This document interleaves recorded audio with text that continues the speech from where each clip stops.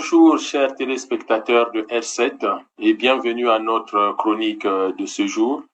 Je suis Didier Moueni Ivolo, celui qui vous présente la chronique de R7. Je reviens aujourd'hui sur le sujet toujours brûlant au Congo, qui est celui de la chasse déclarée par la Direction générale de la sécurité présidentielle au bébé noir, au Kuluna, une chasse qui prend plusieurs tournures, comme nous allons échanger dans cette chronique.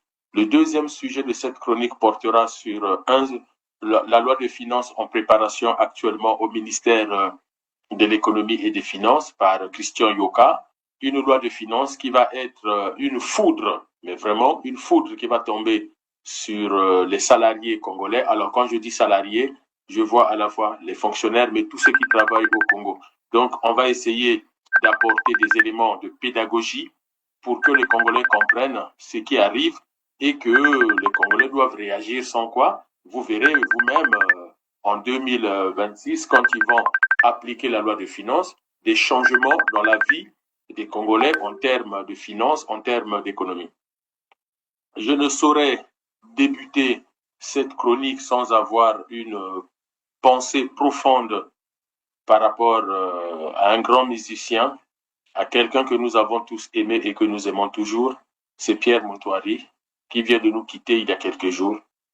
Cette nouvelle nous est tombée avec beaucoup de tristesse parce que c'est quelqu'un qui a égayé nos vies, nos familles. Je me souviens encore à l'école primaire et au collège, surtout, et même au lycée, les week-ends en famille, en train de faire le ménage, la coiffure, les mères qui tressent les filles, tout en écoutant Pierre Moutouari, Misenge, qui n'a pas dansé, oh Misenge, Salakeba, Misenge, qui n'a pas dansé ça. Mais on était aussi content de découvrir que Pierre Moutouari avait su porter la passion de sa fille, Michael, si je ne me trompe pas. Oh, Michael Tondimi, Toli Opesinapisoba Boti. Et d'apprendre sa disparition, ça a été vraiment, pour moi, comme pour beaucoup de Congolais et d'Africains, j'ai pu voir sur Internet, une grande tristesse.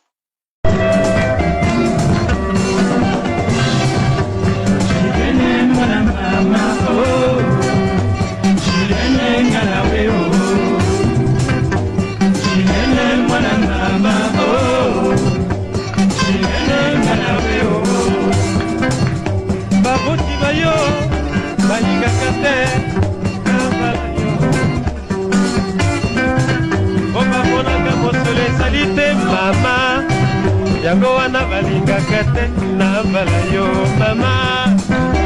Est-ce que vous pouvez voir Julien? C'est la mokolo na kosala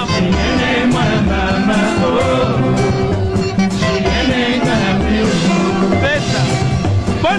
Pona nini Julien mama? Pona nini Julien mama? Pona nini obuya kinga yo? Pona nini obuya kinga yo? Pona mbongo obuyi mobali. Pona mbongo okimi mobali. Pona mbongo obuyi mobali. Bongo ebongisa makamwe. Bongo ekabola bato. Bongo Bona mbongo nakomi Zaire. Bona mbongo nakokoma Paris. Bona mbongo oh mbongo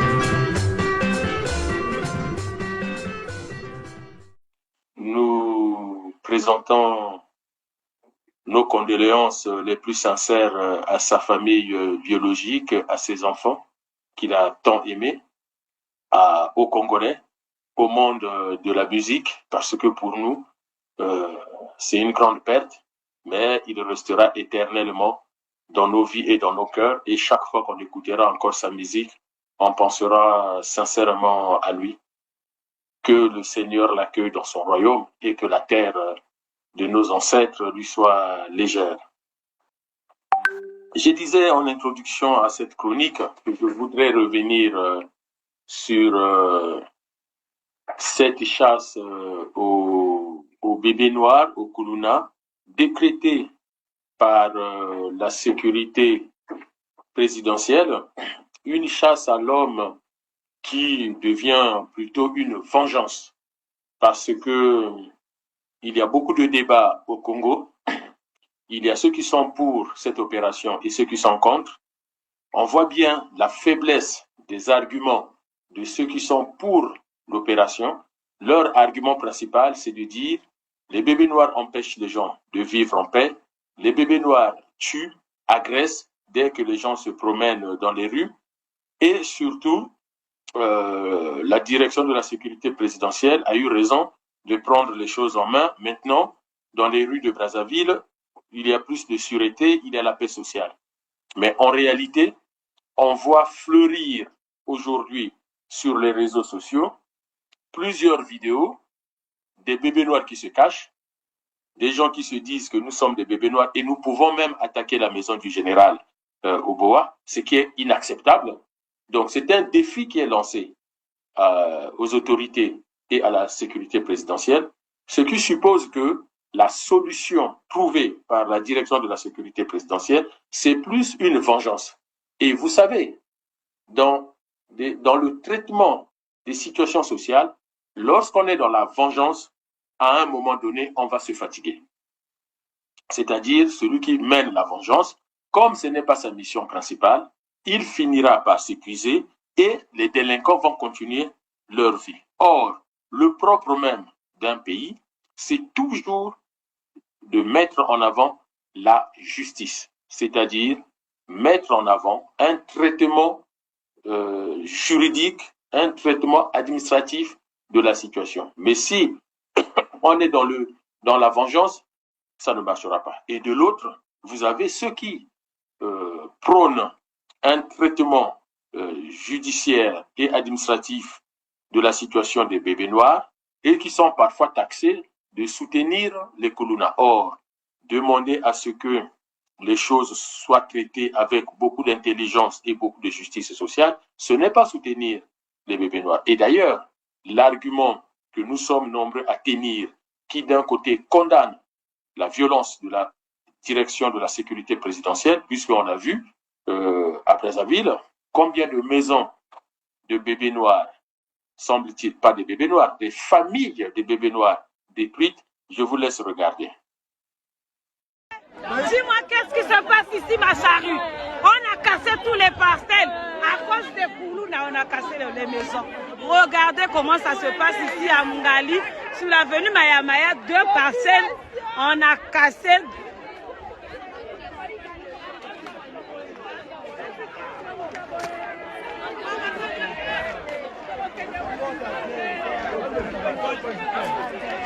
On a cassé 2 parcelles.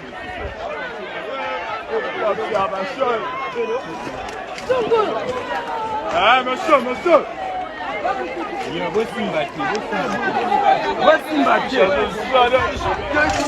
DGSP encore frappé. DGSP a frappé.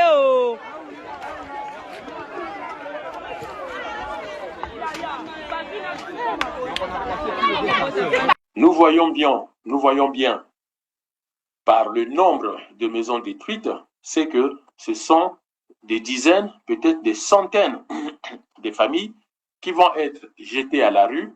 Cela ne fera que amplifier le problème. Non seulement on a tué le bébé noir de façon sauvage, mais en plus on a détruit la maison des parents. Donc les parents, les frères et sœurs, et souvent au Congo, une famille, père et mère, ont parfois des cousins, des cousines, des neveux. Donc tous ces gens se retrouvent à la rue et l'État, peut-être même pas l'État, et Oboa pense que c'est comme ça qu'il peut apporter une réponse fiable. Mais non, la vengeance de la sécurité présidentielle ne fait que cristalliser les tensions dans le pays et donc un jour, ça va appeler à une autre vengeance. Or là, la vengeance, ce n'est pas le traitement étatique d'un fait social. Pour vous montrer que même au sein du PCT, cette façon de traiter le sujet ne fait pas l'unanimité, je vous laisse suivre le président du Sénat, Pierre Ngolo. Qu'est-ce qu'il dit de cette situation? La quiétude des citoyens est de plus en plus menacée par des gangs communément appelés bébés noirs ou Kuluna. Tenant compte de la traque lancée contre ces derniers, Pierre Ngolo a salué cette initiative. Ce phénomène aussi choquant qu'intolérable ne pouvait être ni banalisé, ni relativisé. Car il n'est pas seulement un problème de sécurité, il est révélateur d'un effondrement plus profond, celui du lien social, de l'autorité éducative et des structures de prévention. Il appelle donc une réponse globale, ferme mais juste, immédiate mais durable. Protéger les citoyens est le premier devoir de l'État, sur lequel nous n'avons cessé d'interpeller le gouvernement en même temps qu'avec rigueur, nous soulevions les questions d'électricité, d'eau, du coût de la vie, du transport, du paiement de pensions et autres, en saluant l'effort aujourd'hui entrepris qui vise à rétablir l'ordre, la quiétude des populations très intéressées. Le Sénat demande au gouvernement de prendre les dispositions nécessaires afin de pérenniser le travail de sécurisation des uns des autres en faisant observer par tous les lois et règlements de la République. Alors, je dois vous dire que j'étais moi-même surpris de la réaction de Pierre Ngolo. Alors, vous savez, moi, je ne suis pas militant du PCT, je ne suis pas fan du PCT. Au contraire, je veux que le pouvoir PCT tombe parce que c'est un pouvoir tyrannique, c'est des gangsters. Mais, de temps en temps, ayant l'honnêteté intellectuelle, lorsqu'il y a une réflexion comme ça qui arrive, et Pierre Ngolo avait déjà eu une très bonne réflexion au sujet de la cession des terres aux Rwandais, malheureusement, ça n'a pas été pris en compte. Et le gouvernement, avec le Premier ministre, continue sa sale besogne à vouloir détruire le Congo. Et là encore, vous écoutez, vous venez d'entendre la réaction de Pierre Ngolo, président du Sénat. Son analyse est très claire, que la violence et la brutalité ne peuvent pas être les seules solutions à apporter à cette situation. Et d'ailleurs, c'est la mauvaise solution. Et Pierre Ngolo rappelle que le sujet du chômage des jeunes, de la misère des Congolais et surtout le manque d'eau et d'électricité, il insiste avec insistance là-dessus, le manque d'eau et d'électricité, le Sénat a condamné cela plusieurs fois et a demandé au gouvernement de prendre ses responsabilités. Alors, je demande au président Ngolo et aux sénateurs du PCT de sanctionner le gouvernement, puisque ça fait plusieurs années que vous demandez au gouvernement, notamment celui de Koliné Makosso, de régler les problèmes des Congolais, c'est-à-dire l'eau et l'électricité. Alors, vous avez vu, ils nous ont fait venir une antenne de la Sénélec, ça a tourné au fiasco, ils nous font des promesses, c'est faux. Le directeur de E2C nous a dit qu'il n'y a plus de délestage. Ce qu'on a au Congo, ce ne sont pas des délestages. Mais c'est comme si il disait, ce que vous avez dans les hôpitaux, ce ne sont plus des morts. Dès lors que quelqu'un meurt par incendie, par accident, par maladie ou par noyade ou par pendaison, ça reste une personne qui a perdu la vie. On ne peut pas dire qu'il n'est pas mort, il s'est noyé. Il n'est pas mort, il a été brûlé par l'incendie. Donc, dire que ce que nous avons, ce ne sont pas des délestages, ce sont, je ne sais plus quel terme il avait utilisé, mais le Congolais, ce qui l'intéresse, c'est qu'il n'a pas d'électricité. Quand le Congolais n'a pas d'électricité, que cela vienne du délestage ou je ne sais pas de quelle panne qui fait que pendant des jours et des semaines, dans tel quartier de Brazzaville, de Pointe-Noire, de Ouisso ou encore de l'Iranga, il n'y a pas d'électricité, c'est quoi la différence? Est-ce que la nourriture des Congolais dans les frigos et dans les congélateurs cesse de pourrir parce que ce n'est pas un délestage et ça va pourrir quand ça sera seulement un délestage? Le manque d'électricité reste le manque d'électricité. Il parle des surcharges parce qu'il y a trop de soleil, beaucoup de gens sont connectés, donc le système lâche. Et il pointe la vétusté du matériel. Mais ça, les Congolais s'en moquent. Ce n'est pas le travail de la population congolaise. La population congolaise, son souci, c'est qu'il y a une société qui est financée par l'argent de l'État, l'argent public, l'argent du peuple, et cette société est incapable de garantir la fourniture d'électricité sur la durée. Donc, qu'il y ait des délestages ou qu'il y ait de la vétusté du matériel qui fait qu'on ne peut pas avoir de l'électricité tout le temps, ce n'est pas le problème des Congolais. Donc, tout ça, le président du Sénat rappelle que son institution a condamné cela plusieurs fois et a demandé au gouvernement de prendre ses responsabilités. Le président du Sénat pointe aussi le fait que de cette brutalité exagérée de la part de la sécurité présidentielle, ce n'est pas la solution pour régler le problème des Congolais. Conclusion de course, le gouvernement ne réagit pas à cette mise en garde du président du Sénat, ne rappelle pas à l'ordre la direction de la sécurité présidentielle pour dire maintenant, stop, c'est fini, vous arrêtez. Le gouvernement ne demande pas au ministère concerné par la problématique de la jeunesse de se mettre au travail. Le gouvernement ne met pas en place des enquêtes administratives pour voir pourquoi, malgré des milliards débloqués, la question de la jeunesse n'est pas toujours prise en compte.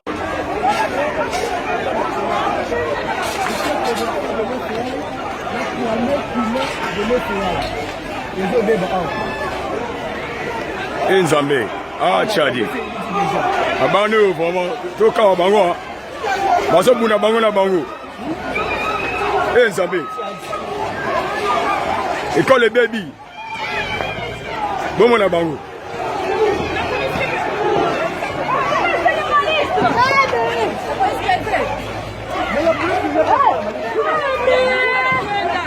Maso buna bango na bango.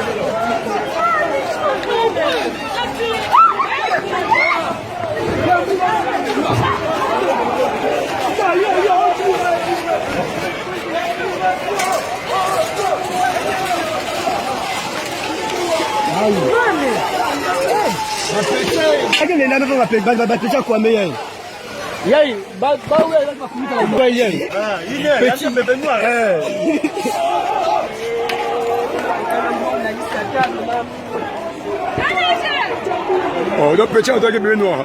Mais attends, mais il y a une forme de côté encore. Tchadi. Regardez-moi ça. Faut bien prendre ça. Regardez-moi ça. Oui. Ah, celui qui est là-bas.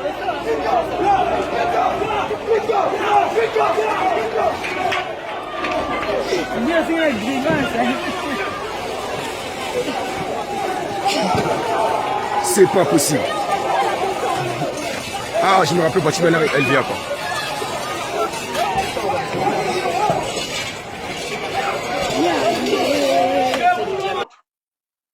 J'ai déjà rappelé que si on veut traiter ce problème de la délinquance des mineurs, de la délinquance juvénile, il faut donc prendre le problème sur le plan interministériel. Vous avez le ministère de l'Éducation nationale, il faut qu'on voit comment ça se passe au ministère de l'Éducation nationale, pourquoi il y a des jeunes qui sortent du système éducatif et qui deviennent des Koulouna. Et comment faire pour maintenir ces jeunes dans le système éducatif? Il y a le ministère de la formation professionnelle. À quel âge peut commencer la formation professionnelle? Comment orienter vers la formation professionnelle? Ça peut être par le choix individuel de chaque élève, qui veut embrasser la carrière professionnelle, nous avons les CT, c'est-à-dire les collèges techniques, comment reformer les collèges techniques, comment reformer les lycées techniques. Et puis, à partir du collège technique, comment trouver un intermédiaire entre le lycée technique, donc le bac technique, et une formation professionnelle qualifiante de type certificat d'aptitude professionnelle, c'est-à-dire ces jeunes qui n'arrivent pas à avoir leur BMT pour avoir accès au lycée, qu'on puisse les orienter vers des formations professionnelles qualifiantes pour qu'ils deviennent des maçons qualifiés avec des certificats d'aptitude, des mécaniciens qualifiés avec des certificats d'aptitude. Et avec ce certificat, pour les plus compétents, eh bien, faire des tests, des évaluations, s'ils peuvent aller vers les bacs professionnels. Donc, ça, c'est une réflexion à avoir au niveau du ministère de la formation professionnelle ou de l'enseignement professionnel. Vous avez le ministère du Travail, avec des lois qui favorisent auprès des entreprises de l'emploi des jeunes, avec des avantages ou encore de l'exonération fiscale. Et vous avez le ministère de la Jeunesse et du Sport. Comment réformer le sport chez nous? Vous savez, je suis peut-être le seul qui pointe ce sujet dans le sens où j'ai toujours condamné le fait que Sassou Nguesso, président de la République du Congo, utilise l'argent du Congo, notre argent à nous, pour aller visiter Santiago Bernabéu, le stade du Real de Madrid, rencontrer l'entraîneur du Real de Madrid, Zidane, rencontrer les joueurs du Real de Madrid, il connaît les noms de Modric, Varane, Benzema, il connaît tous les noms. Quand il est incapable d'aller visiter le stade Massamba Déba, d'aller visiter les Diables Rouges, d'échanger en complicité avec l'entraîneur des Diables Rouges et les joueurs des Diables Rouges, dont il dirige le pays, dont il doit porter la flamme. Vous avez les enfants du président, Claudia Sassou Nguesso, pour ne citer que celle-là, qui utilisent notre argent, parce que quand elle se déplace en jet privé, c'est l'argent du Congo, pour aller jouer le jubilé d'Adebayor au Togo et faire des dons dans une école d'Adebayor à Lomé. Quand Claudia n'est pas capable d'aller regarder un match d'étoiles du Congo, de Diables Noirs, des clubs congolais, et même des Diables Rouges. Donnez-moi un seul match de Diables Rouges où on voit Claudia dans les tribunes.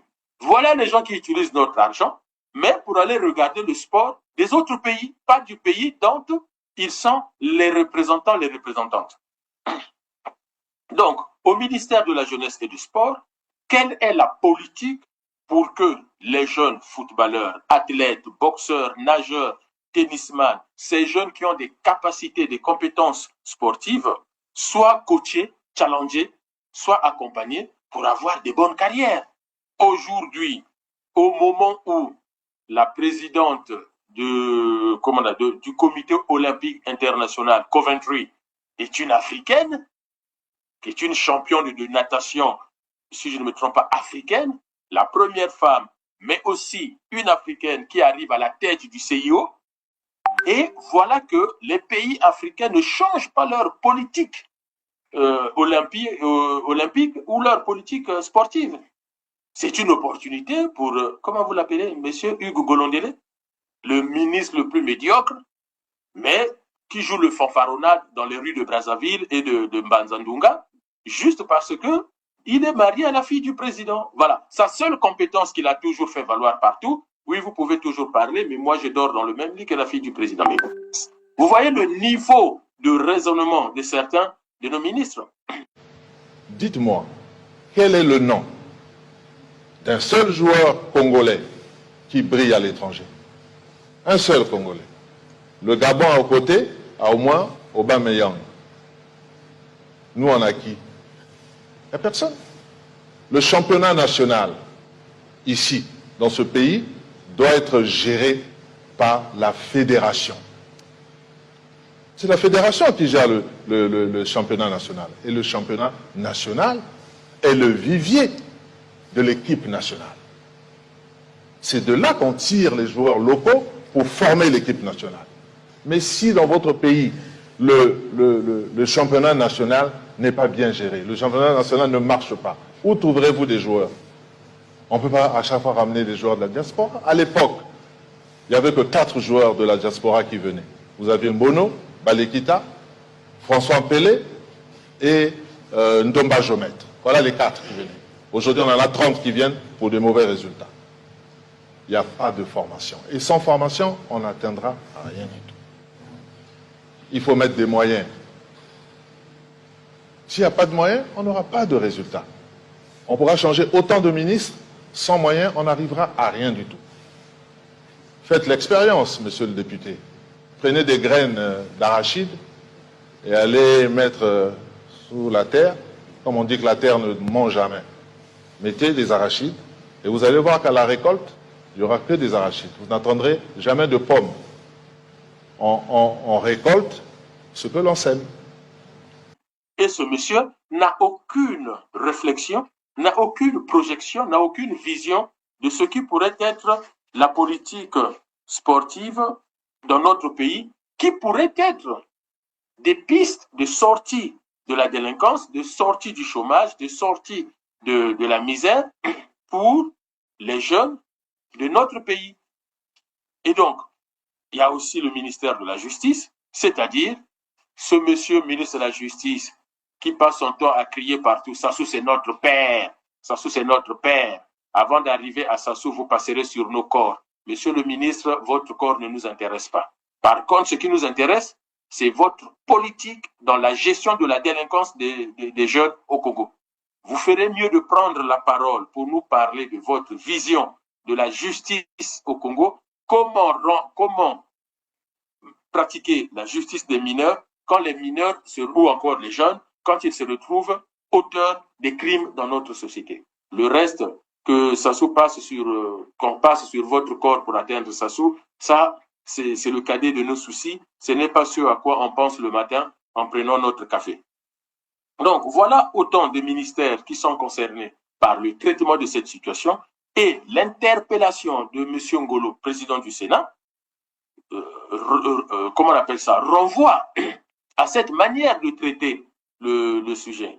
Et donc, que les Congolais se rassurent, si des gens comme moi, ils sont nombreux au Congo, arrivent au pouvoir, c'est de cette façon que nous allons traiter la question de ces Kuluna, c'est-à-dire les interpeller, les juger, les sanctionner et les mettre dans des centres de formation. Ceux qui sont encore trop jeunes pour repartir dans un système éducatif classique, nous le ferons. Et ceux qui sont assez âgés, même s'ils sont jeunes, et qui peuvent aller dans des apprentissages, on le fera. Et ceux qui sont vraiment très, très, très dangereux et qui méritent d'être enfermés, eh bien, ils seront enfermés. Les écoles comme l'Uvaku, les lieux de détention et de réinsertion de jeunes comme l'Uvaku, c'est une réflexion à avoir. Est-ce que c'est pas nécessaire d'avoir un Uvaku par département? Alors, il y a des départements qui ne sont pas aussi criminogènes. Il n'y a pas de nécessité. On peut avoir une institution comme l'Uvaku, dans par exemple, à Ouesso, mais qui va donc prendre tous les enfants de la Likwala, de la Sanga et de la Cuvette. Ceux du Niari, de la Bouenza et de la Lekoumou, eh ben, on peut avoir l'Uvaku. Ceux du Kwilu, parce que Pointe-Noire, c'est quand même, il y a une forte démographie, eh bien, on peut installer un à Makola, un avec une formation, je ne sais pas moi, physique, conduite par les militaires de Makola ou ainsi de suite. Mais ça, c'est des réflexions à avoir dans notre société. Mais un individu ne peut pas sortir comme ça, décider de descendre dans les rues de Brazzaville et arrêter les jeunes et puis les exécuter. Il faut un débat public autour de ces situations, autour de ces faits sociaux, de ces faits sociaux. Il faut que les ministres débattent avec les opposants, débattent avec la société civile, les pédagogues, les juristes, les sociologues, les anthropologues, les philosophes, mais aussi les simples familles. Qui est allé questionner les pères, les mères de ces bébés noirs pour savoir, dans la famille, comment on vit le fait que un membre de la famille est bébé noir, est Kuluna. Et ça, personne ne s'intéresse à ça. Mais une seule personne, soit-il général de la sécurité présidentielle, a décidé de régler de cette façon-là le problème. Donc, qu'est-ce que vous qui soutenez Oboa, et surtout que je lis de temps en temps que Oboa peut devenir président parce qu'il a trouvé la solution par rapport au Kuluna. Donc, vous êtes capable d'aller voter à une élection présidentielle, quelqu'un qui vient qui vous dit, moi, la solution face à la délinquance, c'est d'envoyer des militaires tuer les gens et détruire les maisons de leurs parents. Et vous votez pour lui. Voilà le niveau de certains Congolais. La réflexion de certains Congolais, voilà le niveau. On est prêt à faire d'Oboa président de la République du Congo, tout simplement parce qu'il exécute les bébés noirs. La peine de mort ne constitue pas un remède, elle ne fait qu'ouvrir de nouvelles plaies. Dans les pays où elle est abolie, aucune institution ne peut la donner sur l'ensemble du territoire sous sa juridiction. Devant l'Assemblée générale des Nations unies, le ministre des Affaires étrangères suisse, Didier Burkhalter, a appelé tous les États à reconnaître les faits et à ne pas céder à l'illusion que la peine de mort offrirait une solution simple à des problèmes complexes comme la criminalité, l'extrémisme violent ou le terrorisme. Au contraire, la peine de mort fait de nouvelles victimes, qu'il s'agisse des personnes condamnées à tort, des enfants et autres proches des condamnés. Au lieu de favoriser le dialogue et la réconciliation, la peine capitale peut encourager et légitimer la perpétration de nouvelles violences. La sécurité est un droit fondamental et l'une des conditions de l'exercice des libertés individuelles et collectives.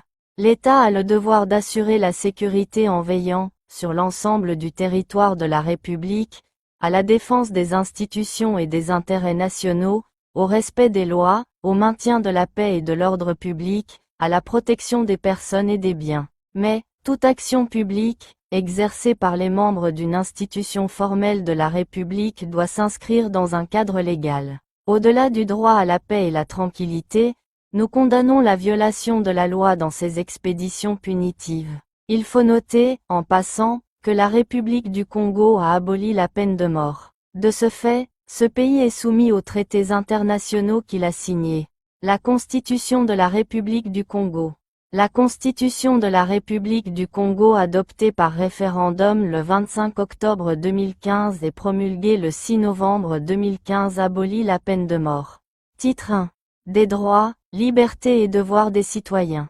Sous-titre 1. Des droits et libertés. Article 8. La personne humaine est sacrée et a droit à la vie.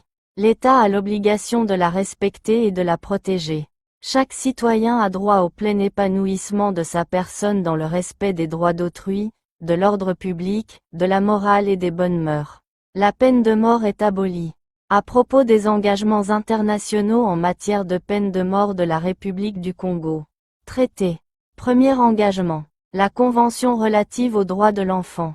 Deuxième engagement. Le Pacte international relatif aux droits civils et politiques.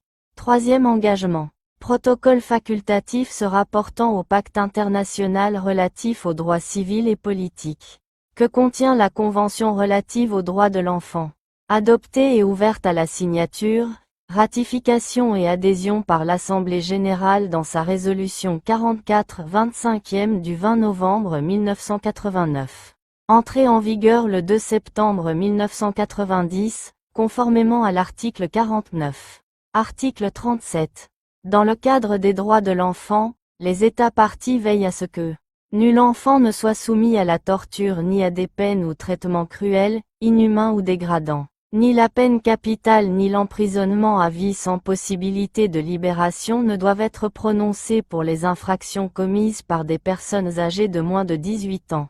Dans le cadre de l'abolition de la peine de mort, le Congo a signé le Pacte international relatif aux droits civils et politiques qui contient les articles suivants. Article 6. 1. Le droit à la vie est inhérent à la personne humaine. Ce droit doit être protégé par la loi. Nul ne peut être arbitrairement privé de la vie. 2. Lorsque la privation de la vie constitue le crime de génocide, il est entendu qu'aucune disposition du présent article n'autorise un État parti au présent pacte à déroger d'aucune manière à une obligation quelconque assumée en vertu des dispositions de la Convention pour la prévention et la répression du crime de génocide. 5. Une sentence de mort ne peut être imposée pour des crimes commis par des personnes âgées de moins de 18 ans et ne peut être exécutée contre des femmes enceintes. Article 7. Nul ne sera soumis à la torture ni à des peines ou traitements cruels, inhumains ou dégradants. En particulier, il est interdit de soumettre une personne sans son libre consentement à une expérience médicale ou scientifique. Le Congo a aussi signé le protocole facultatif se rapportant au pacte international relatif aux droits civils et politiques. Les États partis au dit protocole, considérant que, pour mieux assurer l'accomplissement des fins du pacte international relatif aux droits civils et politiques et l'application de ses dispositions, il conviendrait d'habiliter le Comité des droits de l'homme, constitué au terme de la 4e partie du pacte, à recevoir et à examiner, ainsi qu'il est prévu dans le présent protocole, des communications émanant de particuliers qui prétendent être victimes d'une violation d'un des droits énoncés dans le pacte. Sont convenus de ce qui suit. Article 1er. Tout État parti au pacte qui devient partie au présent protocole, comme le Congo, reconnaît que le comité a compétence pour recevoir et examiner des communications émanant de particuliers relevant de sa juridiction qui prétendent être victimes d'une violation, par cet État parti, de l'un quelconque des droits énoncés dans le pacte. Le comité ne reçoit aucune communication intéressant un État parti au pacte qui n'est pas parti au présent protocole. Article 2. Sous réserve des dispositions de l'article 1er, tout particulier qui prétend être victime d'une violation de l'un quelconque des droits énoncés dans le pacte et qui a épuisé tous les recours internes disponibles peut présenter une communication écrite au comité pour qu'il l'examine. En vertu de cet article, le général Serge Oboa peut être traduit devant la Cour internationale de justice par les familles des victimes. Nous encourageons toutes les familles, victimes des comportements criminels de la DGSP, à se constituer partie civile pour une plainte à l'ONU. Article 3. Le comité déclare irrecevable toute communication présentée en vertu du présent protocole qui est anonyme ou qu'il considère être un abus du droit de présenter de telles communications ou être incompatible avec les dispositions du pacte. Article 4. 1. Sous réserve des dispositions de l'article 3, le comité porte toute communication qui lui est présentée en vertu du présent protocole à l'attention de l'État parti au dit protocole qui a prétendument violé l'une quelconque des dispositions du pacte. 2. Dans les 6 mois qui suivent, le dit État soumet par écrit au comité des explications ou déclarations éclaircissant la question et indiquant, le cas échéant, les mesures qu'il pourrait avoir prises pour remédier à la situation. Article 5. 1. Le comité examine les communications reçues en vertu du présent protocole en tenant compte de toutes les informations écrites qui lui sont soumises par le particulier et par l'État partie intéressé. 2. Le comité n'examinera aucune communication d'un particulier sans s'être assuré que a. La même question n'est pas déjà en cours d'examen devant une autre instance internationale d'enquête ou de règlement. B. Le particulier a épuisé tous les recours internes disponibles. Cette règle ne s'applique pas si les procédures de recours excèdent des délais raisonnables. 3. Le comité tient ses séances à huis clos lorsqu'il examine les communications prévues dans le présent protocole. 4. Le comité fait part de ses constatations à l'État partie intéressé et aux particuliers. Article 8. 1. Le présent protocole est ouvert à la signature de tout État qui a signé le pacte. 2. Le présent protocole est soumis à la ratification de tout État qui a ratifié le pacte ou qui y a adhéré. Les instruments de ratification seront déposés auprès du secrétaire général de l'Organisation des Nations Unies. 3. Le présent protocole sera ouvert à l'adhésion de tout État qui a ratifié le pacte ou qui y a adhéré. 4. L'adhésion se fera par le dépôt d'un instrument d'adhésion auprès du secrétaire général de l'Organisation des Nations Unies. 5. Le secrétaire général de l'Organisation des Nations Unies informe tous les États qui ont signé le présent protocole ou qui ont adhéré du dépôt de chaque instrument de ratification ou d'adhésion. Article 9. 1. Sous réserve de l'entrée en vigueur du pacte, le présent protocole entrera en vigueur 3 mois après la date du dépôt, auprès du secrétaire général de l'Organisation des Nations Unies du 10e instrument de ratification ou d'adhésion. 2. Pour chacun des États qui ratifieront le présent protocole ou y adhéreront après le dépôt du 10e instrument de ratification ou d'adhésion, le dit protocole entrera en vigueur 3 mois après la date du dépôt par cet État de son instrument de ratification ou d'adhésion. Article 10. Les dispositions du présent protocole s'appliquent, sans limitation ni exception aucune, à toutes les unités constitutives des États fédératifs. 2. Ces amendements entrent en vigueur lorsqu'ils ont été approuvés par l'Assemblée générale des Nations unies et acceptés, conformément à leurs règles constitutionnelles respectives, par une majorité des 2/3 des États partis au présent protocole.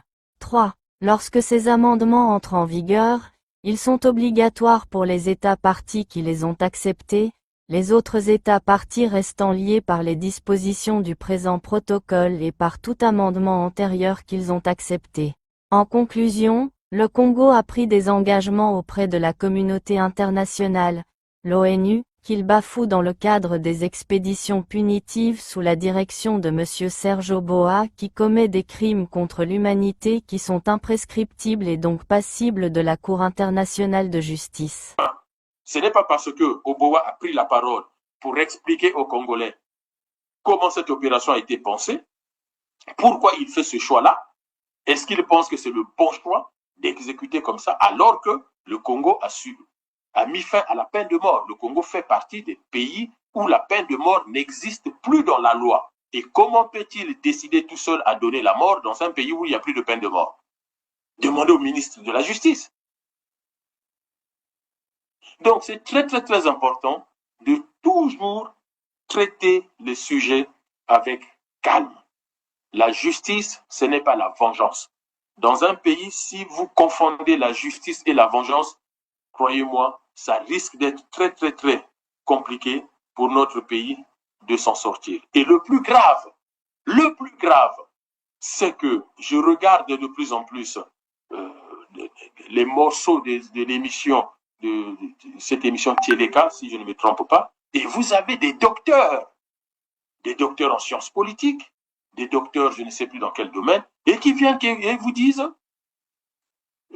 Serge Oboa a raison de mener cette opération. Ok, mais vous êtes docteur, vous n'êtes pas un homme lambda dans la rue.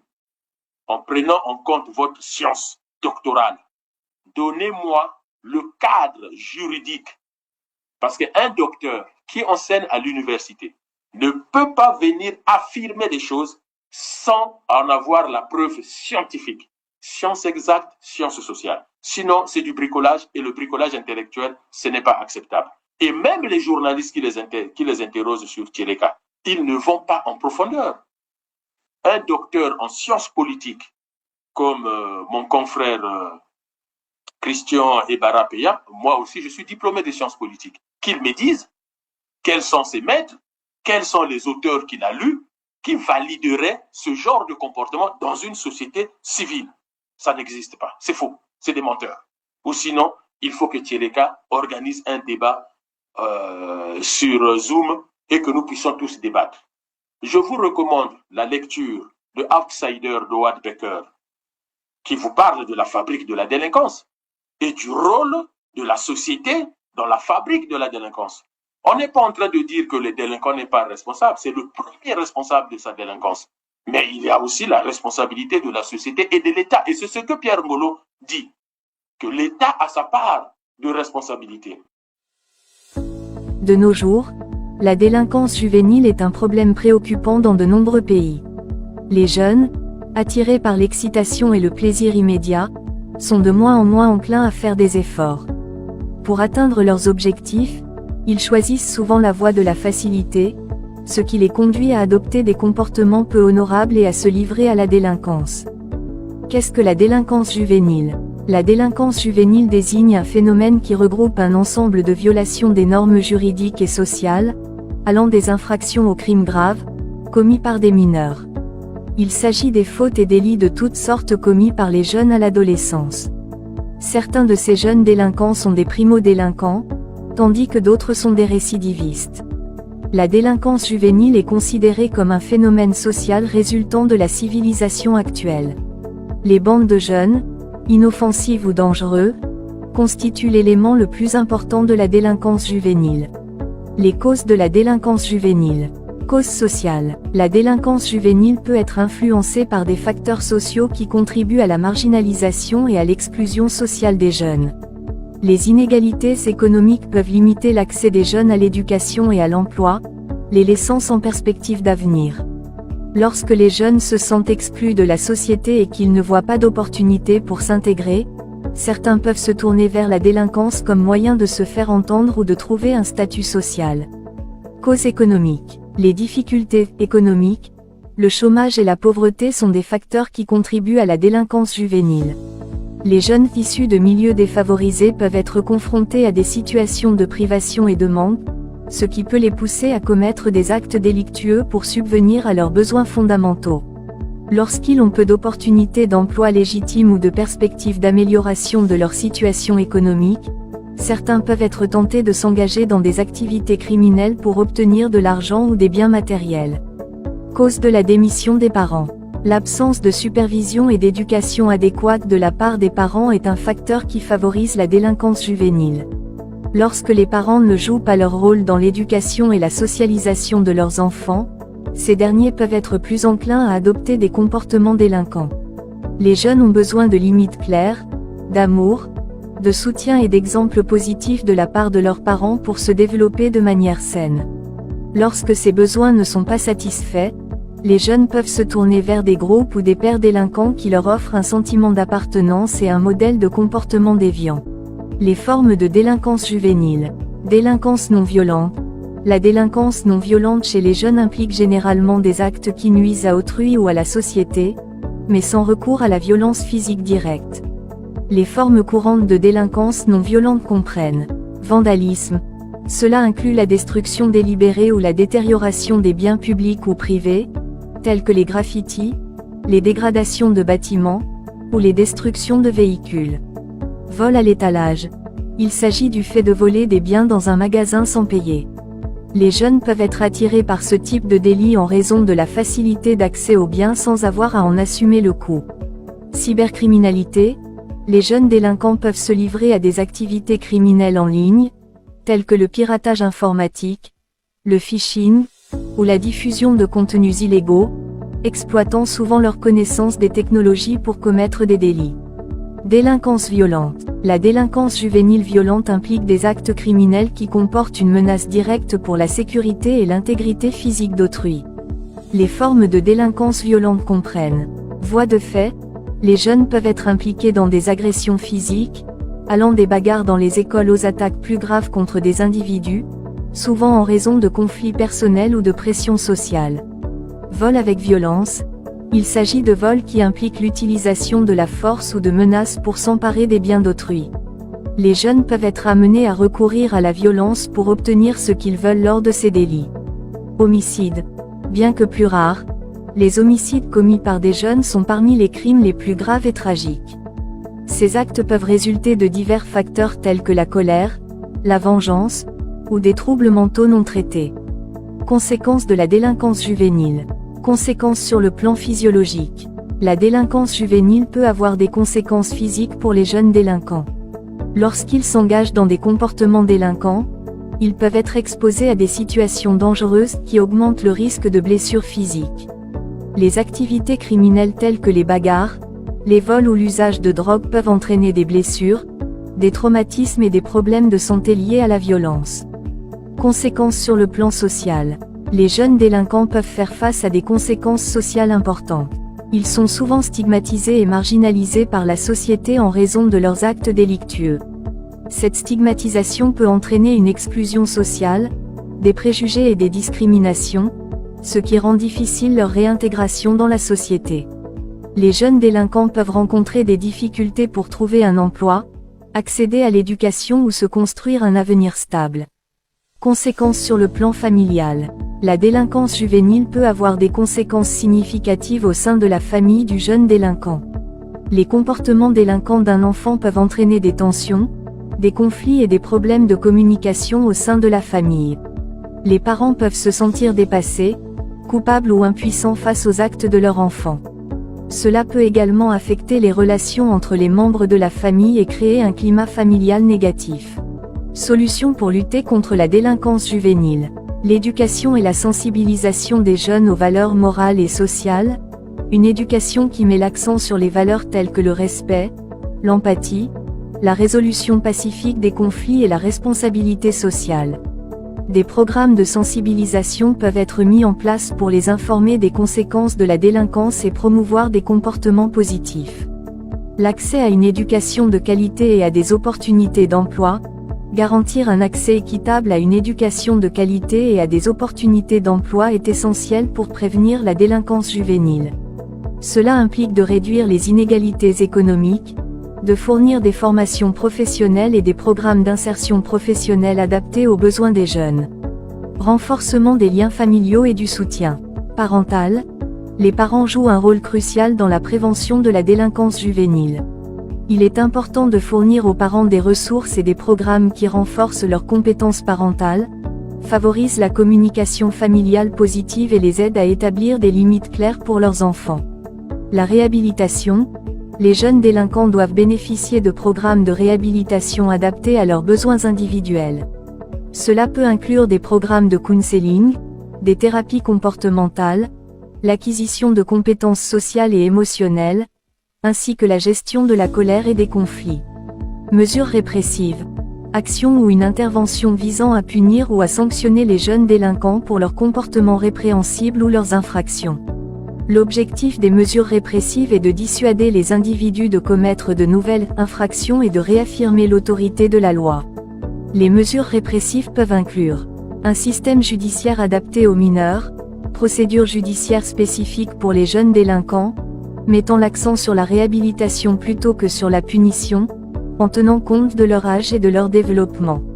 Des programmes de réhabilitation. Proposer des programmes de réhabilitation efficaces qui visent à traiter les causes profondes de la délinquance juvénile, tels que des services de conseil, des formations professionnelles, ou des thérapies comportementales. Une surveillance électronique. Dans certains cas, la surveillance électronique peut être utilisée comme alternative à la détention, permettant de contrôler les déplacements des jeunes délinquants et de les maintenir dans des environnements sûrs. Que retenir? La délinquance juvénile est un phénomène complexe qui peut être influencé par de nombreux facteurs, notamment le milieu familial, les difficultés sociales, l'éducation, et les influences extérieures. Les études ont montré que la famille joue un rôle crucial dans le développement des comportements délinquants chez les adolescents, et que des problèmes tels que la défaillance des parents, les conflits familiaux, et les rejets parentaux peuvent contribuer à ce phénomène. Qu'est-ce que je veux dire par là? Lorsque l'État, Sassou l'a dit lui-même, détruit les écoles, ne paye pas les salaires,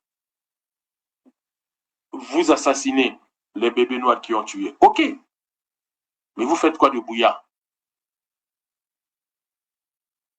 Qu'est-ce que vous faites de Jean-Jacques Bouya qui prend l'équivalent en milliards de francs CFA pour goudronner 135 km de route? C'est pas moi qui le dis, c'est monsieur Ibovi, je crois, si je ne me trompe pas, député du PCT, qui lui pose la question à l'Assemblée. On a concédé le Premier ministre. Monsieur le ministre, si vous avez les ministres qui ont failli, mais demandez leur départ auprès du président de la République. 5 minutes. Oui, monsieur le président, s'il vous plaît, je vous en prie, vous avez dit à mes gars, j'en ai qu'une seule, mais laissez-moi sur ça. C'est dramatique. Quelles sont les perspectives pour comment l'histoire que le président on parle des accords avec le FMI? D'ici ça, surtout qu'ils sont venus ici, ils sont venus nous ont ouvert une session budgétaire sans gouvernement, sans un peu par la poche. C'est une première dans l'histoire du Congo.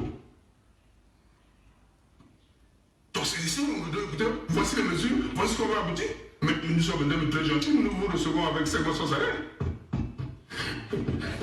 Nous recevons 5 mois sans salaire, derrière nous les attachés, les conseillers, jusqu'au bataillon qu'on gère dans les quartiers. Donc, soyons sérieux parce que nous devons ici, le président a dit, il y a des grandes lignes et son gouvernement le met maintenant en pratique. Je reviens sur le point, et ça c'est là où je prends la question qui est déposée, au ministre de la Belgique du territoire, oui. Je veux vous entendre, monsieur le ministre, quand vous avez parlé du contrat sur l'entreprise doctorale, non, je voulais vous entendre que vous avez signé un contrat pour l'aménagement des 135 km. Parce que comment vous avez fait une concession d'une route, monsieur le ministre, une concession de route, et qui n'existe même pas.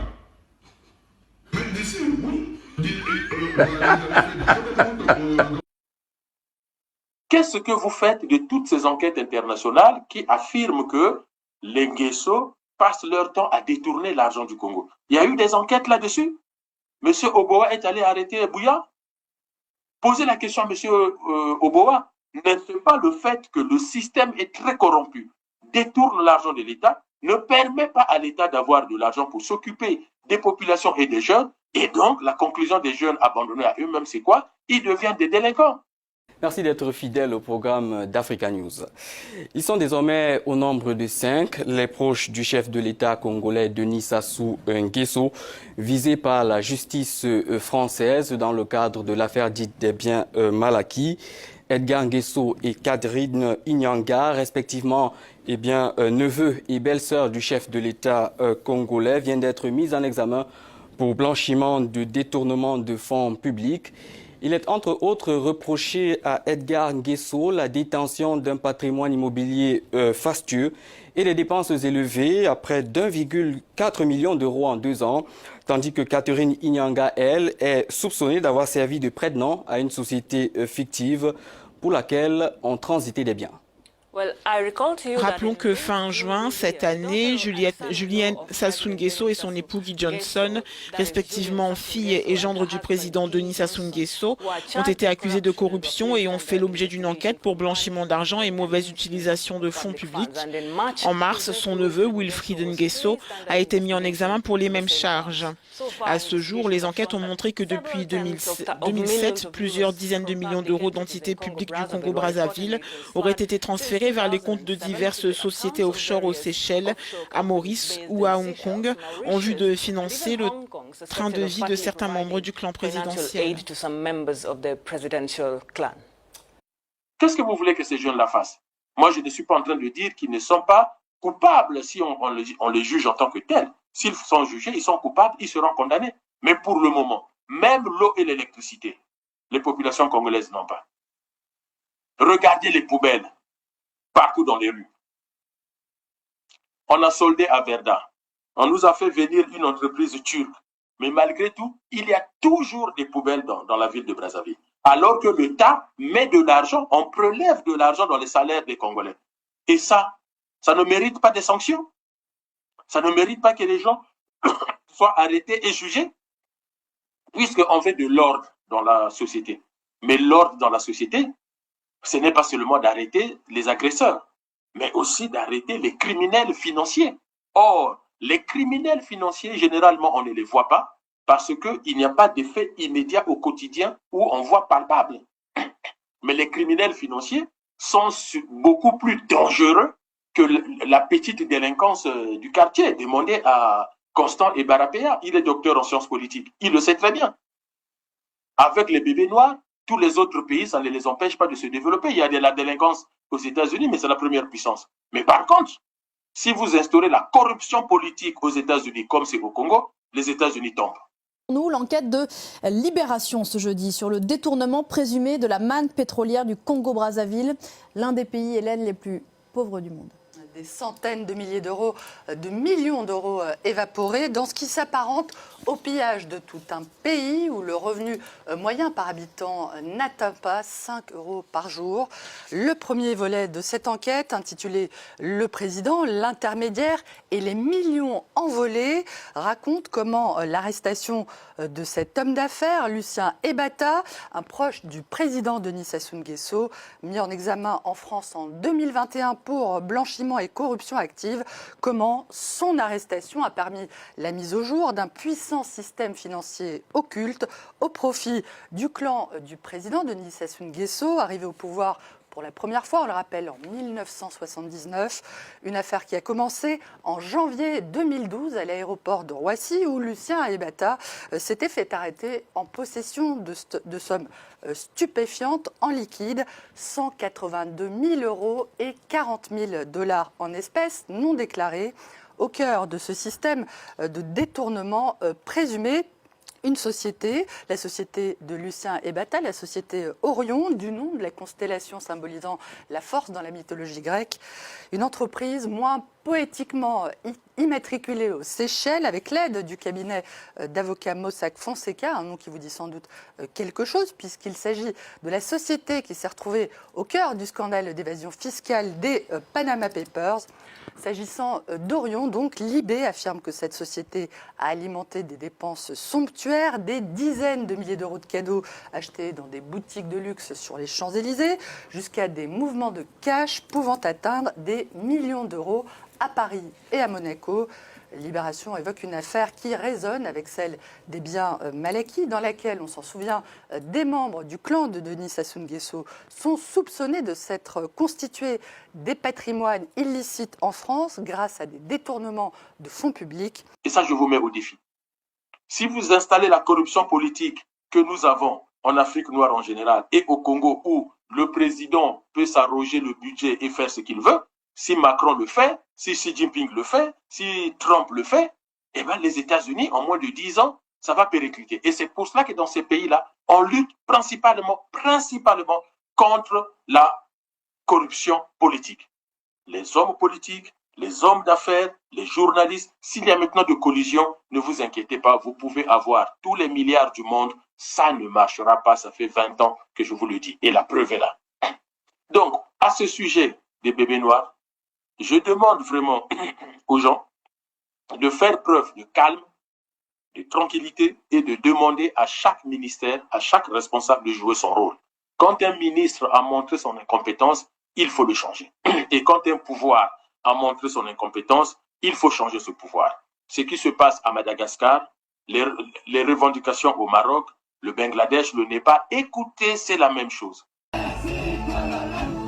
La génération Z en colère à Madagascar après la nomination lundi de l'homme d'affaires Erin Salama à Rajaonarivelo au poste de Premier ministre par le nouvel homme fort du pays, le colonel Michael Randrianirina. Elle dénonce une décision prise sans concertation préalable entre le nouveau régime et les forces vives de la Grande Île. Une attitude contraire à l'esprit de rupture et de refondation réclamé dans la rue. S'ils disent ne pas revendiquer le pouvoir, les jeunes malgaches revendiquent cependant le droit de savoir et de comprendre et redoutent désormais ce qu'ils considèrent comme une confiscation de leur révolution. La génération Z est en effet à l'origine des manifestations qui ont permis de renverser le président Andry Rajoelina.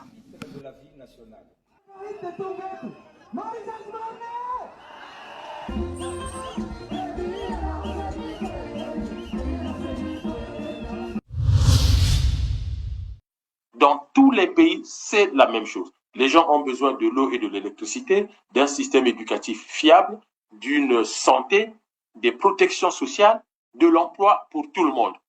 Et ce sont les mêmes choses que les gens demandent. Les gens ne demandent pas d'avoir forcément des véhicules, comment on appelle ça, des riches, de se déplacer en jet privé. Le peuple demande le minimum syndical. Et comme je vous l'ai dit, ces bébés noirs, on peut toujours les stigmatiser, on peut toujours les incriminer, on peut les tuer. Il y aura toujours une autre génération de bébés noirs tant que l'État ne se remet pas en question et dit la richesse du pays, c'est pour s'occuper des problématiques sociales. C'est tout. Tant qu'on ne va pas prendre en main ces problèmes-là sur le plan étatique, repenser notre société, et ça, il faut un débat sociétal. Il faut qu'on en discute tous, parce que nous sommes tous, en tant que citoyens congolais, responsables de notre pays. Ce n'est pas que le pouvoir qui est responsable. Or, le pouvoir ne peut pas décider tout seul sans interroger la population. J'étais en train de lire ces derniers jours le discours de la servitude volontaire d'Étienne de la Boétie. C'est un livre qui est étudié au lycée au Congo. Et je suis tombé encore là-dessus. Il parle de comment défendre et entretenir la liberté. En 1574, Étienne de Boétie, alors jeune étudiant, affirme que si un peuple est asservi, c'est parce qu'il accepte l'autorité du tyran et se soumet à la servitude. Le pouvoir repose ainsi sur la collaboration du peuple. Bonjour à vous. Le discours de la servitude volontaire d'Étienne de la Boétie est un texte politique et philosophique majeur. Il est écrit aux alentours de 1547, mais il ne sera publié à titre posthume qu'une trentaine d'années plus tard. La Boétie, qui va mourir prématurément à l'âge de 32 ans seulement, a donc sans doute écrit ce texte alors qu'il avait à peine 18 ans, ce qui témoigne de la précocité intellectuelle remarquable de cet auteur. Dans ce livre très court, écrit il y a donc près de 500 ans, mais qui reste toujours pourtant d'une évidente actualité, la Boétie pose le problème de la servitude volontaire, cette notion paradoxale qui constitue un véritable oxymore politique. La question, c'est comment se fait-il qu'un seul homme puisse en gouverner des millions, alors qu'il suffirait à ces millions d'individus de simplement dire non pour que le gouvernement disparaisse? Ou, en d'autres termes, comment des êtres humains peuvent-ils aliéner leur liberté au point de se soumettre à la volonté et aux caprices d'un seul? La Boétie s'interroge ici sur le pouvoir, sur l'essence du pouvoir, et il va poser une thèse essentielle. Le pouvoir n'existe que par le consentement de ceux sur lesquels il s'exerce. Il n'y a de pouvoir que parce qu'on l'accepte. Il n'y a de pouvoir que parce qu'on y consent. Il s'agit là d'une intuition simple, mais d'une intuition considérable et terriblement originale. Accéder au pouvoir peut se faire de différentes façons, par des élections, par la force ou par la ruse par exemple. Mais pour garder le pouvoir, pour rester au pouvoir, il n'y a finalement qu'une seule méthode. Et elle repose sur le consentement de ceux sur lesquels s'exerce ce pouvoir. Et le principe de ce consentement, la racine de la servitude, c'est l'habitude. L'habitude de servir et d'obéir, l'habitude d'être dominé et de se soumettre. Une habitude qui s'enracine jusque dans nos plus infimes pratiques et à laquelle nous n'avons ni la force ni l'envie de résister. Ce que nous dit la Boétie, c'est que la servitude des peuples est consentie, elle est acceptée, elle est volontaire. Et peu importe que l'on trouve cette conception choquante ou subversive. Ce qui est exprimé ici, c'est l'idée selon laquelle c'est le peuple, en se résignant au joug de la tyrannie, en consentant au pouvoir des tyrans, c'est le peuple donc qui porte l'entière responsabilité de sa situation, puisque, passif, sans broncher, sans dire un mot, sans se révolter, il se soumet et accepte d'obéir. La force de cette idée, qui concerne a priori la relation de domination d'un tyran sur son peuple, c'est qu'elle est en réalité applicable à toutes les relations de pouvoir que chacun peut rencontrer dans la vie de tous les jours. Celles qui peuvent par exemple me lier à ma hiérarchie professionnelle, à un individu, à une institution ou à l'État. Il n'y a jamais de pouvoir que parce que j'y consens. Et l'originalité de cette thèse, c'est de mettre l'accent sur la responsabilité du dominé. Si je suis dominé, c'est parce que j'accepte d'être dominé.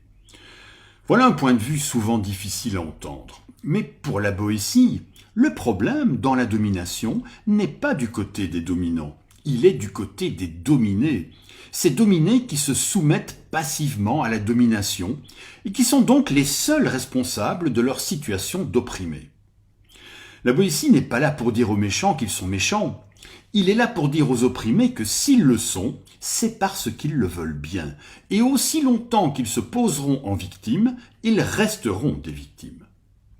Quand on est exploité, il est évidemment facile et tentant d'en vouloir à l'exploiteur, mais on peut aussi en vouloir à soi-même et se poser la question « Mais pourquoi est-ce que je me laisse faire? Pourquoi est-ce que je ne me révolte pas ?»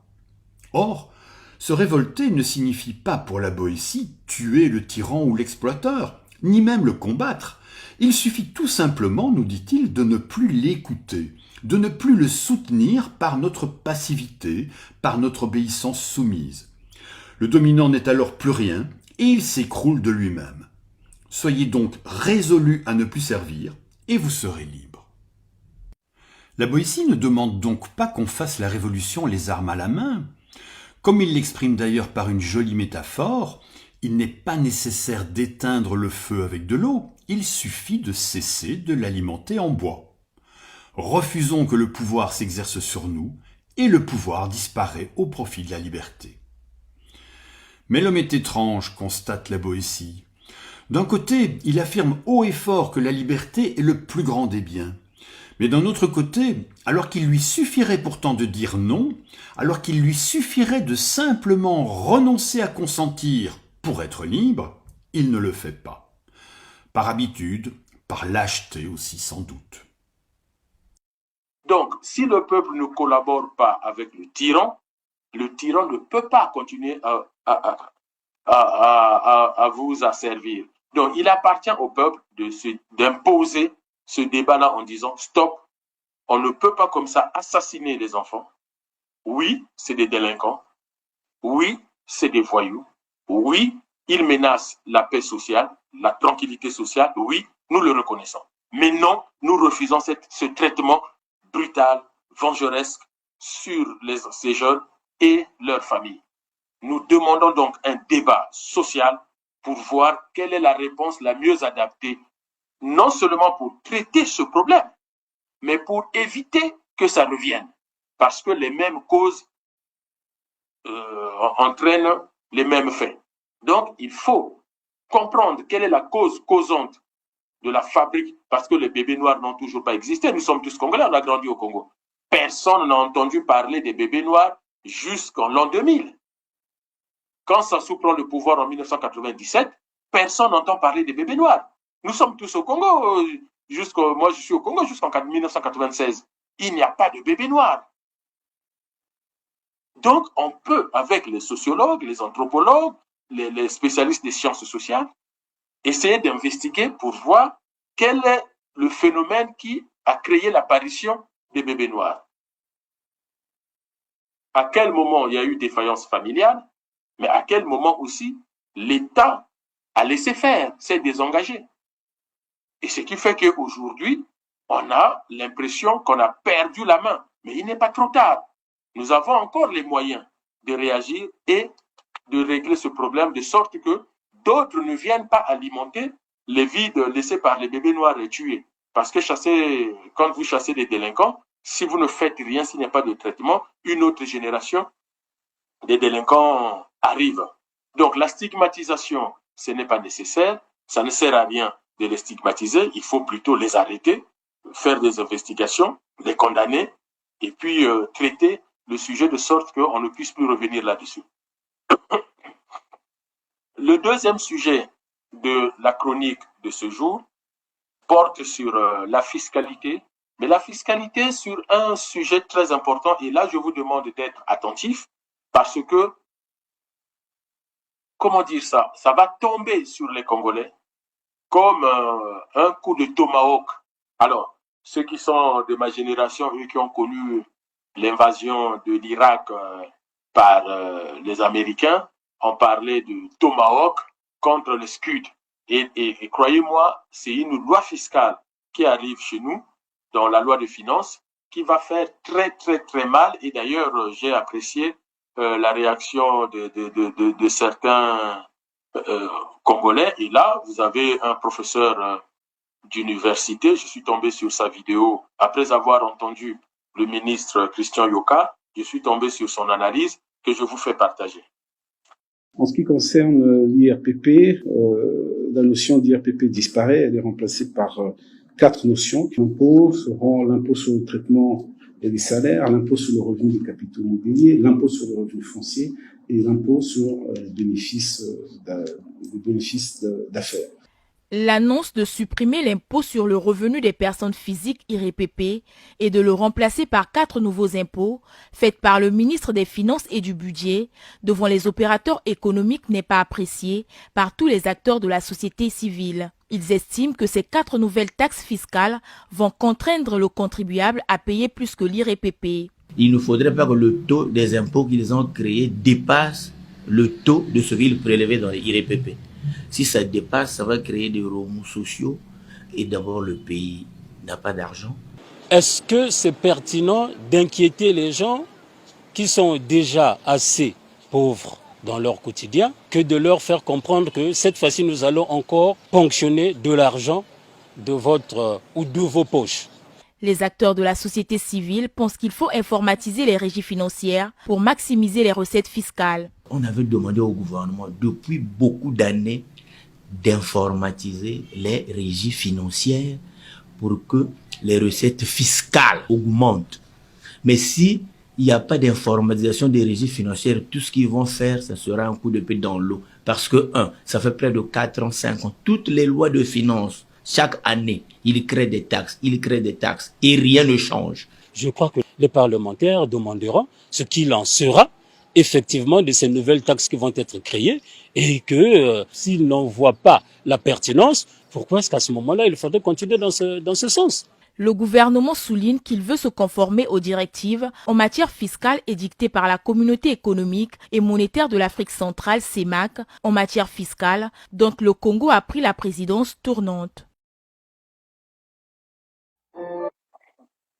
Alors, dans cette vidéo, on voit bien ce compatriote professeur à l'université qui met en garde les Congolais et qui les invite à la vigilance parce que, évidemment, j'ai suivi le ministre Christian Yoka qui parle de l'impôt sur les revenus des personnes physiques. Déjà, moi, j'aime toujours être assez pédagogue et j'espère que là, je vais y arriver parce que le sujet est assez complexe. Je pose des questions pour lesquelles je n'ai pas de réponse, mais c'est important dans les commentaires. Les Congolais peuvent investiguer et répondre, y compris le ministre Christian Yoka lui-même. Combien de Congolais travaillant au Congo, fonctionnaires comme travailleurs du secteur privé, connaissent l'IRPP, l'impôt sur les revenus des personnes physiques? Combien ont entendu parler de ça au Congo? Combien connaissent cet impôt? Et combien savent comment l'IRPP est prélevé sur les salaires de Congolais? Parce que il s'agit là d'un impôt sur les revenus. Mais c'est quoi un revenu? Alors, quelle est la différence entre le revenu et le salaire? Est-ce qu'il y en a? Je ne donnerai pas les réponses, mais c'est à chacun aussi d'aller vérifier ces choses-là. Donc, au Congo, les Congolais découvrent en grande majorité que chaque mois, ils payent un impôt sur les revenus en tant que personne physique. Mais puisque nous n'avons pas au Congo un système déclaratif, c'est-à-dire en fiscalité, vous avez soit le système déclaratif, c'est-à-dire qu'à la fin de l'année, vous déclarez ce que vous avez eu comme revenu annuel et par rapport à des méthodologies de réduction ou de compensation, le Trésor public vous dit quel est votre taux de fiscalité, quel est votre taux d'impôt, donc vous nous payez l'impôt de temps. Nous n'avons pas ce système-là. Donc, on suppose que au Congo, c'est le système de prélèvement à la source. C'est-à-dire, est-ce que déjà toute personne qui travaille au Congo, fonction publique comme privée, a une fiche de paye? S'il a une fiche de paye, il peut demander au service de ressources humaines de son administration ou de sa boîte de lui expliquer sa fiche de paye pour qu'il comprenne ce qu'il paye comme cotisation sociale et ce qu'il paye comme impôt sur le revenu. C'est-à-dire combien l'État lui prend. Et ça, c'est un droit pour n'importe quel citoyen. Votre employeur ne peut pas vous faire de retenue de salaire. L'État ne peut pas vous faire de retenue au titre de la fiscalité des personnes sans vous expliquer et sans vous donner des justificatifs comme quoi voilà ce que nous prélevons sur votre salaire, sur vos revenus. Donc, il faut donc déjà que monsieur le ministre Yoka donne instruction à tout employeur, État comme privé, de délivrer à chaque salarié, même s'il ne gagne que 100 francs, 2000 francs ou 500 000 par mois, il faut lui délivrer une fiche de paye dans laquelle on mentionne le calcul de ses revenus et le calcul de ses prélèvements à la source et qu'il comprenne ce qu'il donne à l'État. Ça, c'est une première chose. Mais la deuxième question, Combien il y a-t-il de salariés au Congo? Fonction publique, privée. Combien de gens? Le Congo compte à peu près, allez, on va dire grosso modo 6 millions d'habitants. Dans les 6 millions d'habitants, combien de personnes constituent la population active, c'est-à-dire en âge de travailler? Et combien ont réellement un emploi pour déterminer le taux de chômage au Congo? Bon, on passe la durée du chômage. Et au final, le nombre de personnes qui travaillent est ce que toutes sont soumises à l'IRPP, à cet impôt sur le revenu des personnes physiques. Est-ce que tout le monde le paye cet impôt? Si oui, pourquoi? Sinon, pourquoi aussi? C'est-à-dire, quels sont les critères d'évaluation, de calcul qui font que une personne va payer l'IRPP ou pas? Quels sont les critères? À quel moment, selon mes revenus et selon la composition familiale, je suis soumis à cet impôt ou je ne suis pas soumis à cet impôt? Et ça, c'est fondamental pour que les gens comprennent. Et les gens vont aussi comprendre combien cela rapporte au compte public. C'est-à-dire, chaque année, cet impôt rapporte combien à la caisse de l'État, aux finances publiques. Et une fois que l'État a récolté cette manne d'argent sur cet impôt sur le revenu des personnes physiques, qu'est-ce que l'État fait de cet argent?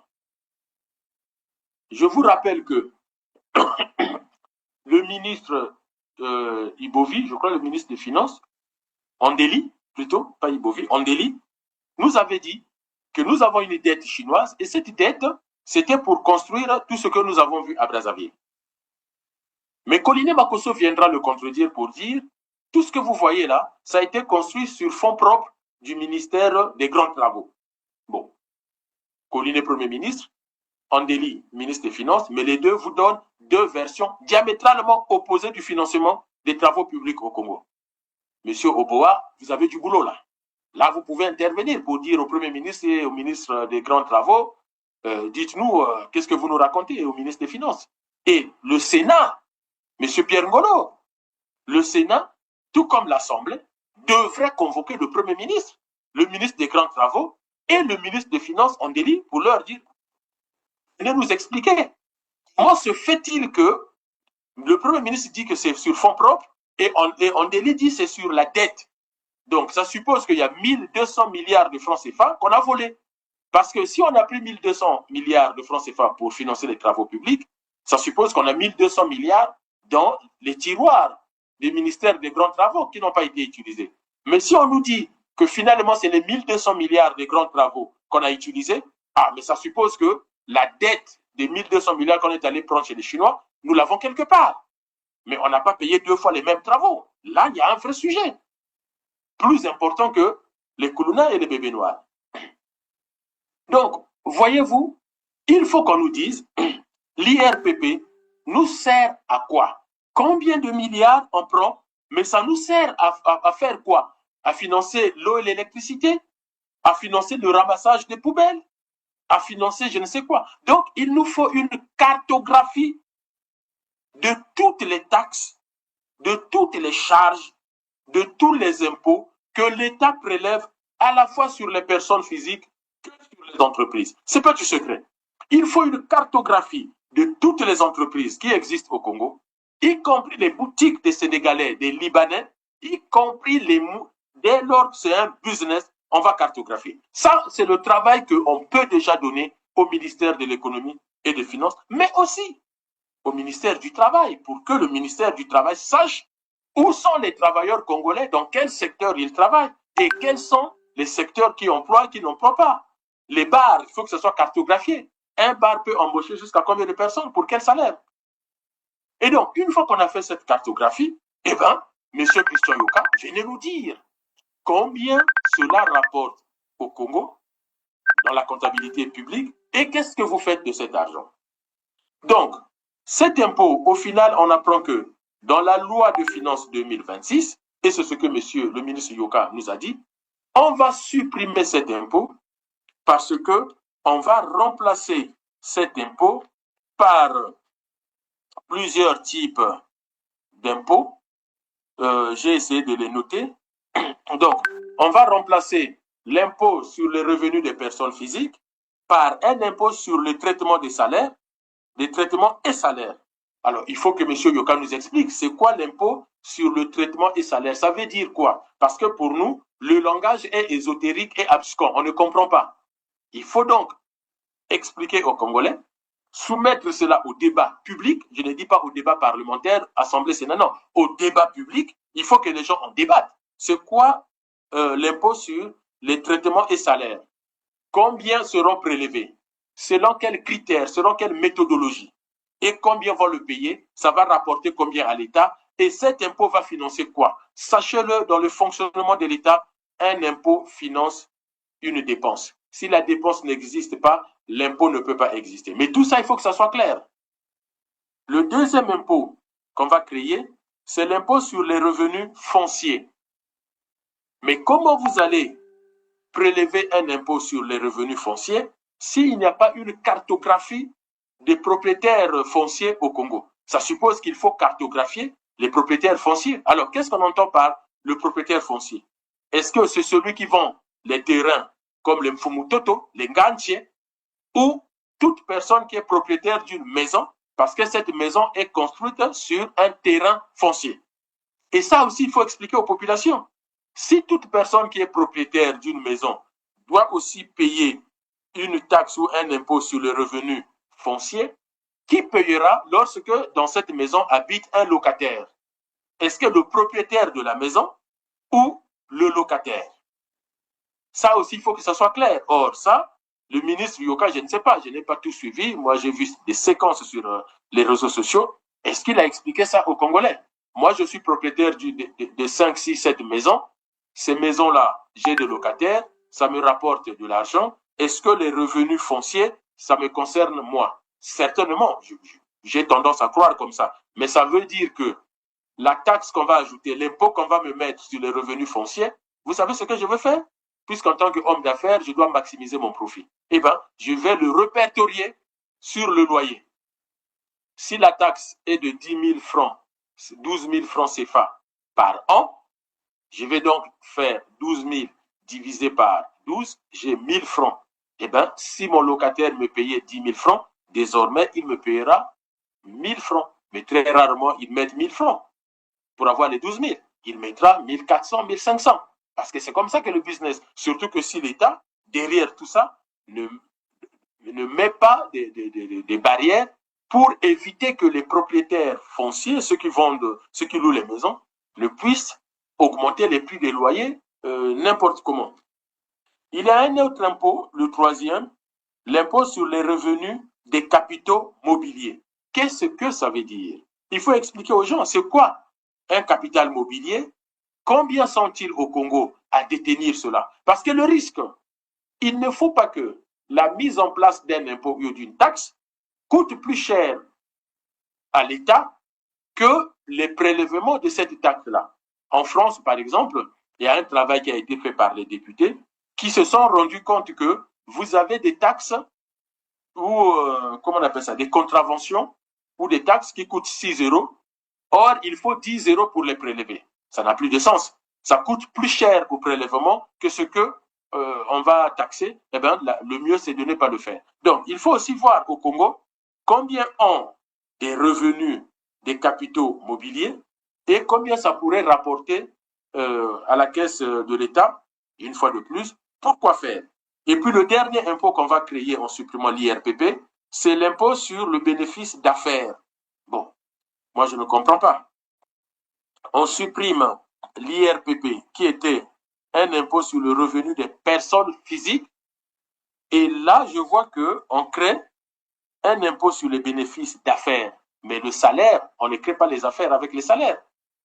Moi, sinon, même aux États-Unis, dans les pays capitalistes, en Chine, en Russie, il y a très peu de gens qui, avec leur salaire, ont créé des entreprises, ont créé des affaires avec. Ça, il faut qu'on nous explique. L'impôt sur les revenus du capital mobilier, on pense aussi à un business. Comment on passe d'un impôt sur le revenu du salaire à 4 impôts qui créent des impôts qui seraient plutôt des impôts concernés par le monde des affaires. Mais le pire, ce n'est pas que la création de ces impôts. Le pire, c'est que l'État crée ces impôts en supprimant le mode de calcul fondé par la composition de la famille, par le régime matrimonial d'une famille. C'est-à-dire que l'État supprime tous les critères qui faisaient que, à salaire égal, il y a un qui va payer un peu plus et l'autre va payer un peu moins, mais tout simplement parce que l'autre a des charges familiales. Il a des enfants, il ou elle a des enfants, ou en tout cas le couple a des enfants. Le couple a une composition familiale qui fait qu'il lui faut des revenus pour s'occuper de ses enfants. Donc, si quelqu'un gagne 300 000 francs CFA et que cette taxe est à 50 000, ça veut dire que même celui qui a 5, 6, 7 enfants, il paiera les 50 000, alors que lui, il serait plus enclin à ne pas payer cet impôt sur le revenu, du fait que ses revenus, ce n'est pas que pour lui. Ses revenus sont partagés à plusieurs parts du fait qu'il a une famille, il a une femme ou bien elle a un mari, et ils ont, et vous connaissez les familles congolaises, il y a très peu de familles avec 2, 3 enfants. C'est des familles à 4, 5, 6 enfants, plus une nièce, un neveu, un cousin mineur qui habite chez eux, qui va à l'école.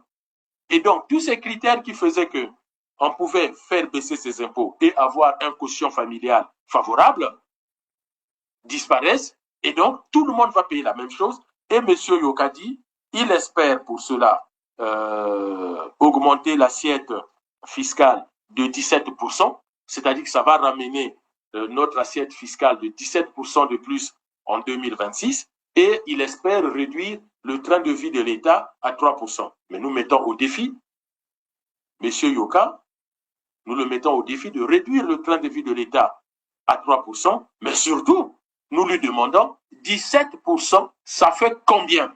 Il faut savoir que tous les ministères des Finances dans le monde, ils savent le chiffrer. Il faut que M. Christian Yoka, le ministre Christian Yoka, nous dise les 17% correspondent à quel chiffre réel? Combien de milliards de francs CFA? Pour faire quoi? Les Congolais sont fatigués de voir un ministre de la coopération internationale chargé du partenariat public-privé. Depuis qu'il est ministre, il passe son temps à utiliser notre argent pour voyager, il passe son temps à acheter des stylos, il passe son temps à acheter des rames de papier, à signer des accords tous azimuts. On n'a jamais vu dans le monde un ministre signer les accords comme le fils de Sassou, Christelle Denis Sassou Nguesso. Regardez sur les réseaux sociaux, c'est impressionnant. Ce jeune homme passe plus de temps à signer des accords qu'à montrer les résultats des accords signés. 3 ans de gouvernorat, 1 millier d'accords signés dans le cadre du partenariat public-privé économique. Du partenariat économique, 0 emploi au Congo créé. 0. En 3 ans. Monsieur Christian Yoka, pouvez-vous nous dire combien Christelle Denis Sassou Nguesso a déjà dépensé dans ses voyages? Il n'arrête pas de voyager. Et tout récemment, on l'a encore vu en train de signer encore des accords. Mais quel est le résultat des accords signés? Combien d'emplois ces accords ont déjà créés au Congo? Ça peut être à Bétou, ça peut être à Sébiti, ça peut être à Mbanza-Mankondi, ça peut être n'importe où. Mais combien d'emplois créés? Reprenez les accords signés par Christelle Sassou Nguesso et allez sur le terrain depuis 3-4 ans. Quelle est la matérialité sur le terrain? 0. Mais le monsieur continue à signer les accords. Maintenant, ça suffit. 17%, combien de milliards? Pourquoi faire? Et quel est le bénéfice des Congolais? Je vais vous expliquer une chose. C'est quoi l'impôt? C'est quoi une taxe? C'est quoi la fiscalité? Mais ça n'a pas commencé avec le gouvernement de Sassou. Au temps des royaumes et des empires, il y avait déjà les taxes pour enrichir le trésor du roi ou de l'empereur. Et le roi redistribuait, quand c'était payé en nature, produits d'agriculture, de la chasse et autres, l'État, le roi redistribuait la nourriture aux pauvres, et ainsi de suite. Ce sont un peu les prémices du travail social. Et dans les royaumes et empires, notamment en Occident, le trésor du roi était utilisé pour financer les expéditions, notamment les expéditions militaires. Et quand ça ne suffisait pas, l'État s'endettait. Mais vous avez eu en Europe des rois qui ont eu des problèmes parce qu'ils se sont trop endettés pour financer une guerre finalement qui s'est avérée infructueuse. Mais chez nous, dans le monde moderne, dans les sociétés modernes, que l'on soit en France, en Chine, aux États-Unis, en Russie, au Congo, en Afrique du Sud, au Sénégal, lorsque l'État, cet organe qu'on appelle l'État, met en place une taxe, un impôt, c'est pour prendre, alors, de façon schématique, si on est dans le débat marxiste-léniniste, c'est pour prendre aux riches et redistribuer aux pauvres. Ça, c'est le rôle de l'État, le rôle central. Prendre aux riches pour distribuer un peu aux pauvres. Mais de façon classique, c'est prendre à ceux qui ont un peu plus pour donner à ceux qui ont moins, pour avoir ce qu'on appelle une équité sociale, avoir une paix sociale, avoir une sécurité sociale. C'est-à-dire qu'il n'appartient pas à chaque citoyen qui pense que là-bas, il a la richesse, je vais l'agresser pour prendre la richesse. L'État, à travers les taxes et les impôts, par son intervention, puisque l'État est le lieu d'expression et de protection des intérêts de la collectivité. Là où le marché, là où le capital est le lieu d'expression et de protection des intérêts individuels.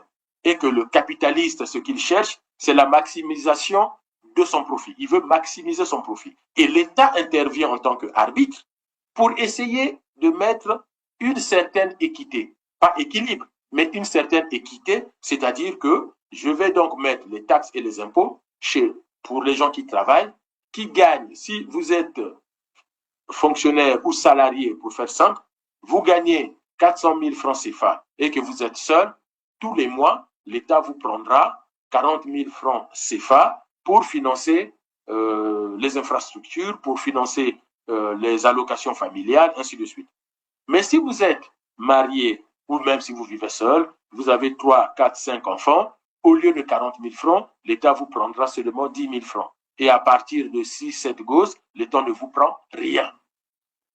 C'est ça. L'État peut taxer les hommes d'affaires. Par exemple, celui qui a des maisons, il loue les maisons et ces maisons lui rapportent 800 000 francs par mois. Eh bien, l'État dit, écoutez, ce n'est pas votre argent, c'est parce que vous faites le business sur mon territoire. Je vous mets une taxation à tant de pourcents et donc sur les 800 000, je prendrai 100 000 chaque mois.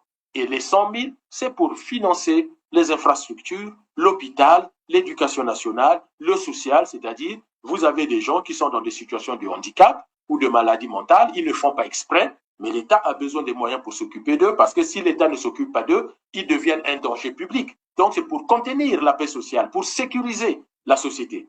L'État met en place les impôts et les taxes. Mais chez nous, M. Yoka arrive, il met en place ces taxes, il ne vous dit pas combien ça rapporte, combien de gens vont payer, comment ça va se passer. Et il part chez lui, il s'assoit. Et vous n'avez même pas des bulletins de paye. Et chaque mois, on vous ponctionne. Vous vous rendez seulement compte que vos salaires vont baisser. Puisque le problème de ça, c'est quoi? C'est que les salaires des gens vont baisser. Puisque les prélèvements se font à la source. Ce qui fait que celui qui gagnait 200 000, il va peut-être se retrouver avec 160, 180 000. Peut-être même 150 000. Puisqu'il ne vous dit même pas. Et on ne vous fait même pas des schémas. Or, il faut que dans les débats publics, le ministre des Finances nous fasse un schéma qui donne un peu aux Congolais en disant si vous gagnez 200 000, si vous gagnez 100 000, si vous gagnez 300 000, on peut dire jusqu'à 200 000, 250 000, vous êtes exonéré, sauf si vous vivez seul. On prendra par exemple 1% ou 10%, mais à partir de quelle forme de famille, on prendra combien? Mais ça, il ne le dit pas.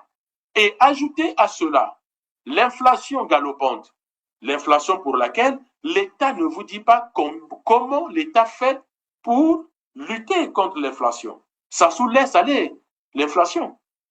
Parce qu'il fait preuve de médiocrité et d'incompétence. Koliné Makosso dit depuis que l'inflation est galopante au Congo, donnez-moi les mesures correctives apportées par Koliné Makosso pour contenir l'inflation et faire de sorte que les prix ne s'envolent pas et que les salaires des Congolais, hier, avec ses 100 000, ses 150 000, il pouvait tenir les 2 bouts du mois. Aujourd'hui, avec la flambée des prix, eh ben, au bout de 2 semaines, c'est fini. Il a grillé tout son salaire sans être dans l'exagération, sans faire n'importe quoi. Mais les prix sont tels que son salaire ne suffit plus. Alors, quelles sont les mesures correctives apportées par l'État pour aider ces familles-là qui sont en difficulté? Zéro.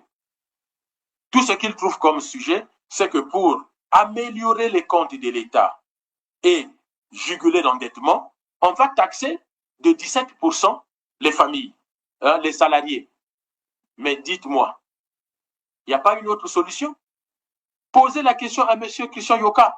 Est-ce qu'il n'y a pas une autre solution pour régler le problème de l'endettement et du financement du train de vie de l'État, même si c'est à 3%? Je vous dis une chose. Lorsque l'État se retrouve en difficulté, en fait, M. Yoka a choisi la solution la plus simple et la plus lâche pour un ministre des Finances. Il a choisi de taxer le salaire. Or, il y a plusieurs choix possibles, parmi lesquels taxer les salaires, comme il vient de le faire, oui, mais taxer les entreprises, taxer les plus riches.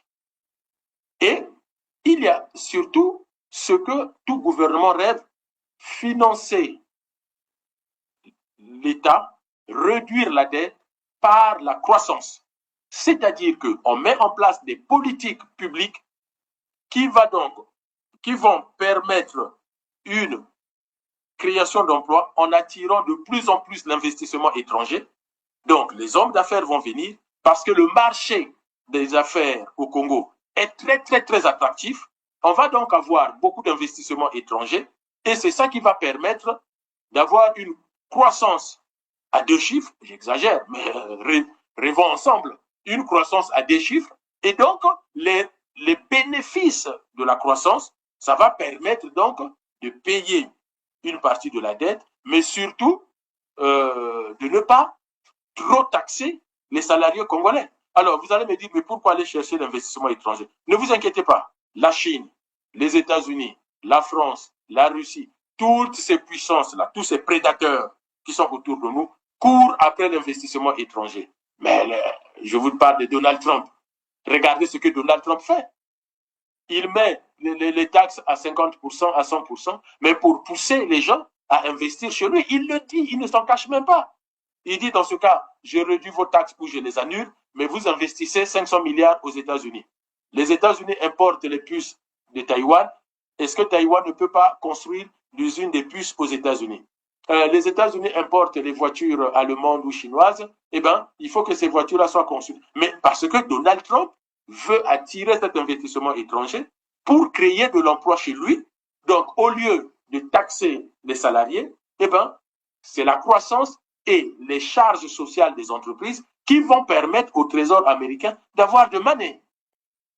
Pourquoi M. Yoka, avec Christelle qui passe son temps à signer des accords partout dans le monde, mais pourquoi les investisseurs ne viennent pas pour améliorer le climat des affaires, produire de plus en plus au Congo, et donc les bénéfices de la croissance, c'est ça qui va équilibrer les données macroéconomiques du Congo et non pas continuer à ponctionner le peu d'argent que les Congolais ont déjà. Et puis là où c'est malhonnête, M. Christian Yoka, qui vient d'arriver au gouvernement, peut-être qu'il ne sait pas, Sassou n'a jamais déclaré ses revenus. M. Yoka, si vous me suivez, maintenant vous le savez, Denis Sassou Nguesso et ses enfants, qui sont des élus de la République, n'ont jamais déclaré leur richesse, alors que la loi dit on ne peut pas être élu si on n'a pas déclaré ses richesses. Donc, M. Oboa, Serge Oboa, le premier Koulouna, c'est Sassou, les autres Koulouna, ses acolytes, ce sont ses enfants. Donc, demandez à Sassou de nous dire quel est son taux d'imposition et quels sont ses revenus. Donc, voilà un pays où on va taxer les salariés, mais où le président de la République, ses enfants, ses amis, ses proches, tous ne font pas leur déclaration de revenus. Mais par contre, quand c'est le peuple, c'est un problème. Je vous dis encore, c'est ce que condamne notre auteur, Étienne de la Boétie. C'est ce qu'il condamne. La servitude volontaire. C'est parce que vous acceptez. Or, vous devez refuser cette façon de faire. Vous devez rejeter cette façon de faire. on est en train de vous taxer. Et sachez-le, en 2026, tous les salaires de salariés plongent avec ce que Christian Yoka est en train de vous proposer. Monsieur Yoka se défend en disant c'est une décision de la CEMAC. Mais oui, et alors si c'est une décision de la CEMAC? Mais la CEMAC, comme à l'Union européenne, comme souvent dans ce genre d'organisation, les décisions sont prises à l'unanimité. Si M. Yoka vient vous parler de ça, ça veut dire que Denis Sassou Nguesso a signé. Et qui lui a dit de signer avant de venir débattre avec les Congolais? Sassou Nguesso n'a pas la légitimité suffisante, soit-il président de la République, même dans une vraie démocratie, pour ce genre d'accord, le président n'a pas la légitimité suffisante pour signer au nom du pays. Vous savez ce qu'on fait? On fait valider par le Parlement ou par référendum par tout le peuple. Mais d'abord, on crée un débat public. Et à l'issue du débat, le gouvernement aura suffisamment de billes pour savoir un tel accord qui va donc impacter les revenus de ma population, ça risque de les appauvrir.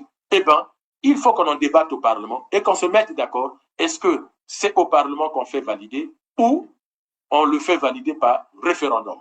Or, tout ça, on met dans la poubelle et on vient dire aux Congolais, vous serez taxés et vous allez en souffrir. Et ça, il ne faut pas l'accepter. C'est pour cela que au CRC, nous avons un langage très pédagogique, nous permettant aux Congolais de réfléchir par eux-mêmes, de ne pas croire les gens juste parce que c'est le président de la République, juste parce que c'est le premier ministre, juste parce que c'est un ministre du gouvernement. Non, c'est faux. Vous avez une pensée pensante bien pensée aussi. Et quand je vois les émissions où on nous met des docteurs, eh ben, il faut qu'ils vous disent quelles sont ces références. Les arguments qu'il apporte, ils les tiennent d'où? Ce que je viens de vous expliquer, allez voir. Allez demander à la Fed, allez demander à la Banque de France. Et aujourd'hui, quand vous écoutez les pays qui ont créé la monnaie et le capital, ils vous disent tous, ils ont peur de plus taxer les populations, ils veulent plutôt financer la dette, les services de la dette et comment on appelle ça, le train de vie de l'État par la croissance.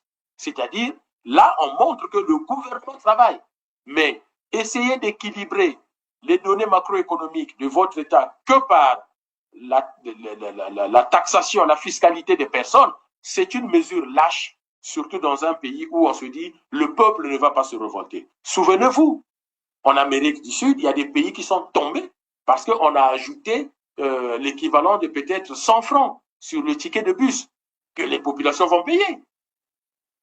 Je ne sais plus si c'est la Bolivie ou c'est le Chili, où le gouvernement est tombé parce qu'ils ont ajouté 100 francs, l'équivalent de 100 francs CFA, sur le ticket de bus.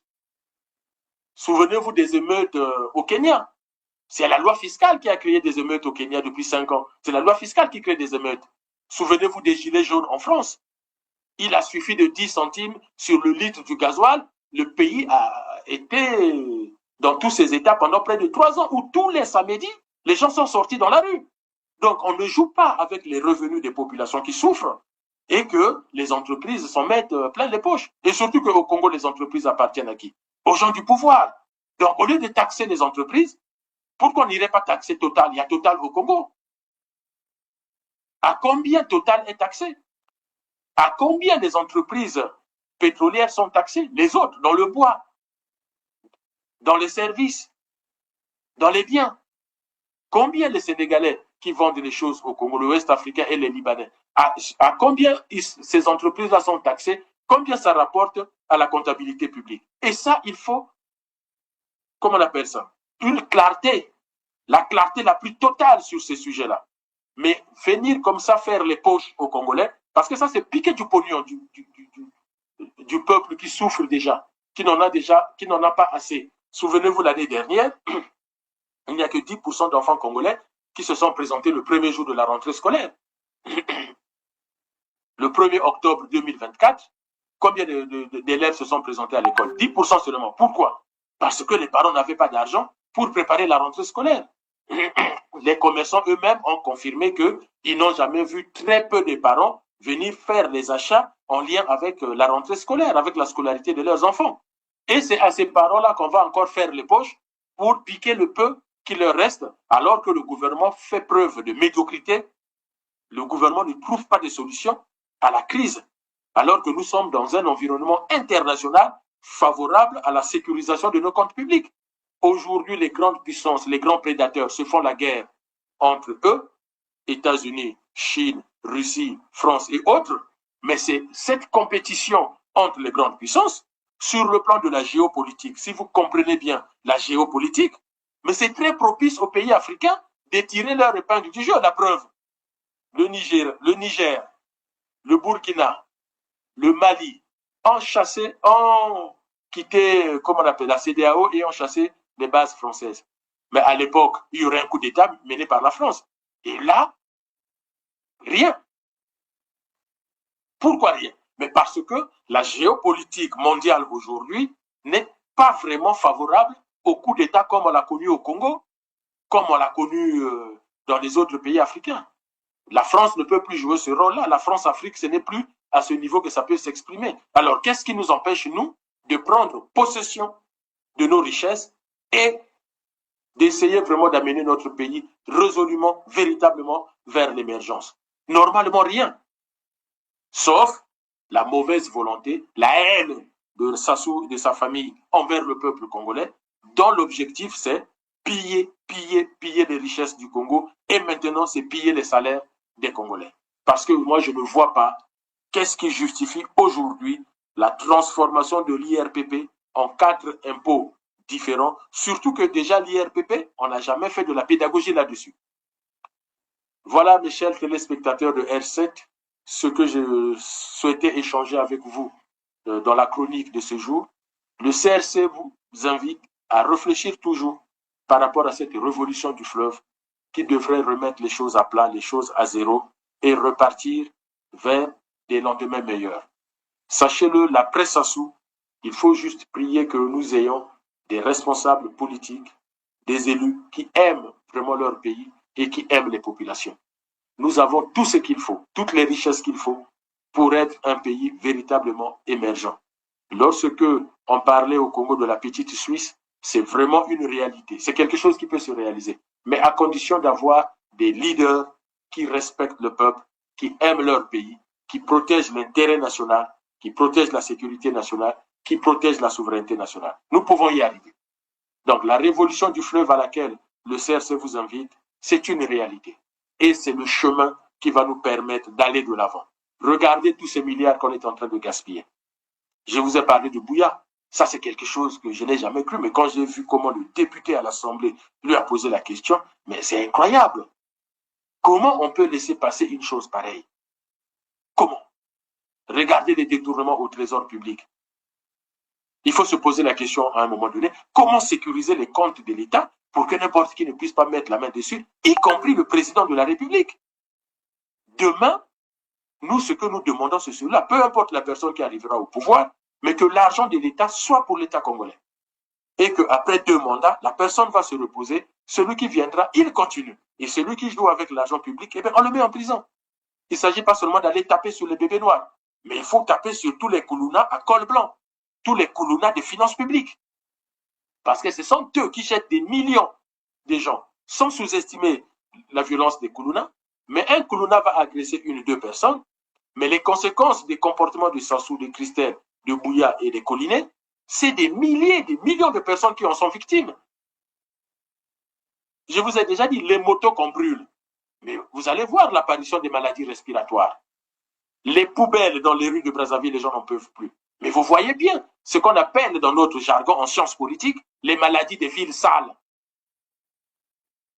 La fièvre typhoïde, les pathologies autour de la diarrhée, ainsi de suite. C'est des pathologies des villes sales. Si vous entendez que ces choses-là sont présentes aux États-Unis, sachez que la ville où c'est présent, allez voir, la ville est sale. Ça, on n'a pas besoin d'habiter au Congo ou pas. Et voilà encore une erreur que certains commettent. Ah oui, mais les gens là qui parlent, qui n'habitent pas au Congo, qu'est-ce qu'ils connaissent des réalités du Congo? Mais on n'a pas besoin d'être au Congo. Le FMI n'est pas au Congo. L'OMS qui donne des statistiques aux Africains n'habite pas en Afrique. Et nous connaissons la réalité des États-Unis alors que nous ne sommes pas aux États-Unis. Nous connaissons la réalité du Japon alors que nous ne sommes pas au Japon. Aujourd'hui, Internet est une bibliothèque universelle. On peut se renseigner, on peut suivre les informations en temps réel. Donc voilà ce que je voulais échanger avec vous. J'espère que vous serez nombreux à liker, à commenter comme d'habitude. Abonnez-vous pour ne pas rater les publications de R7. Et puis, je vous souhaite de passer des bons moments et de réfléchir, franchement, de penser par vous-même, parce que vous êtes aussi doté d'une pensée pensante, bien pensée. Je vous dis à bientôt pour nos prochaines chroniques.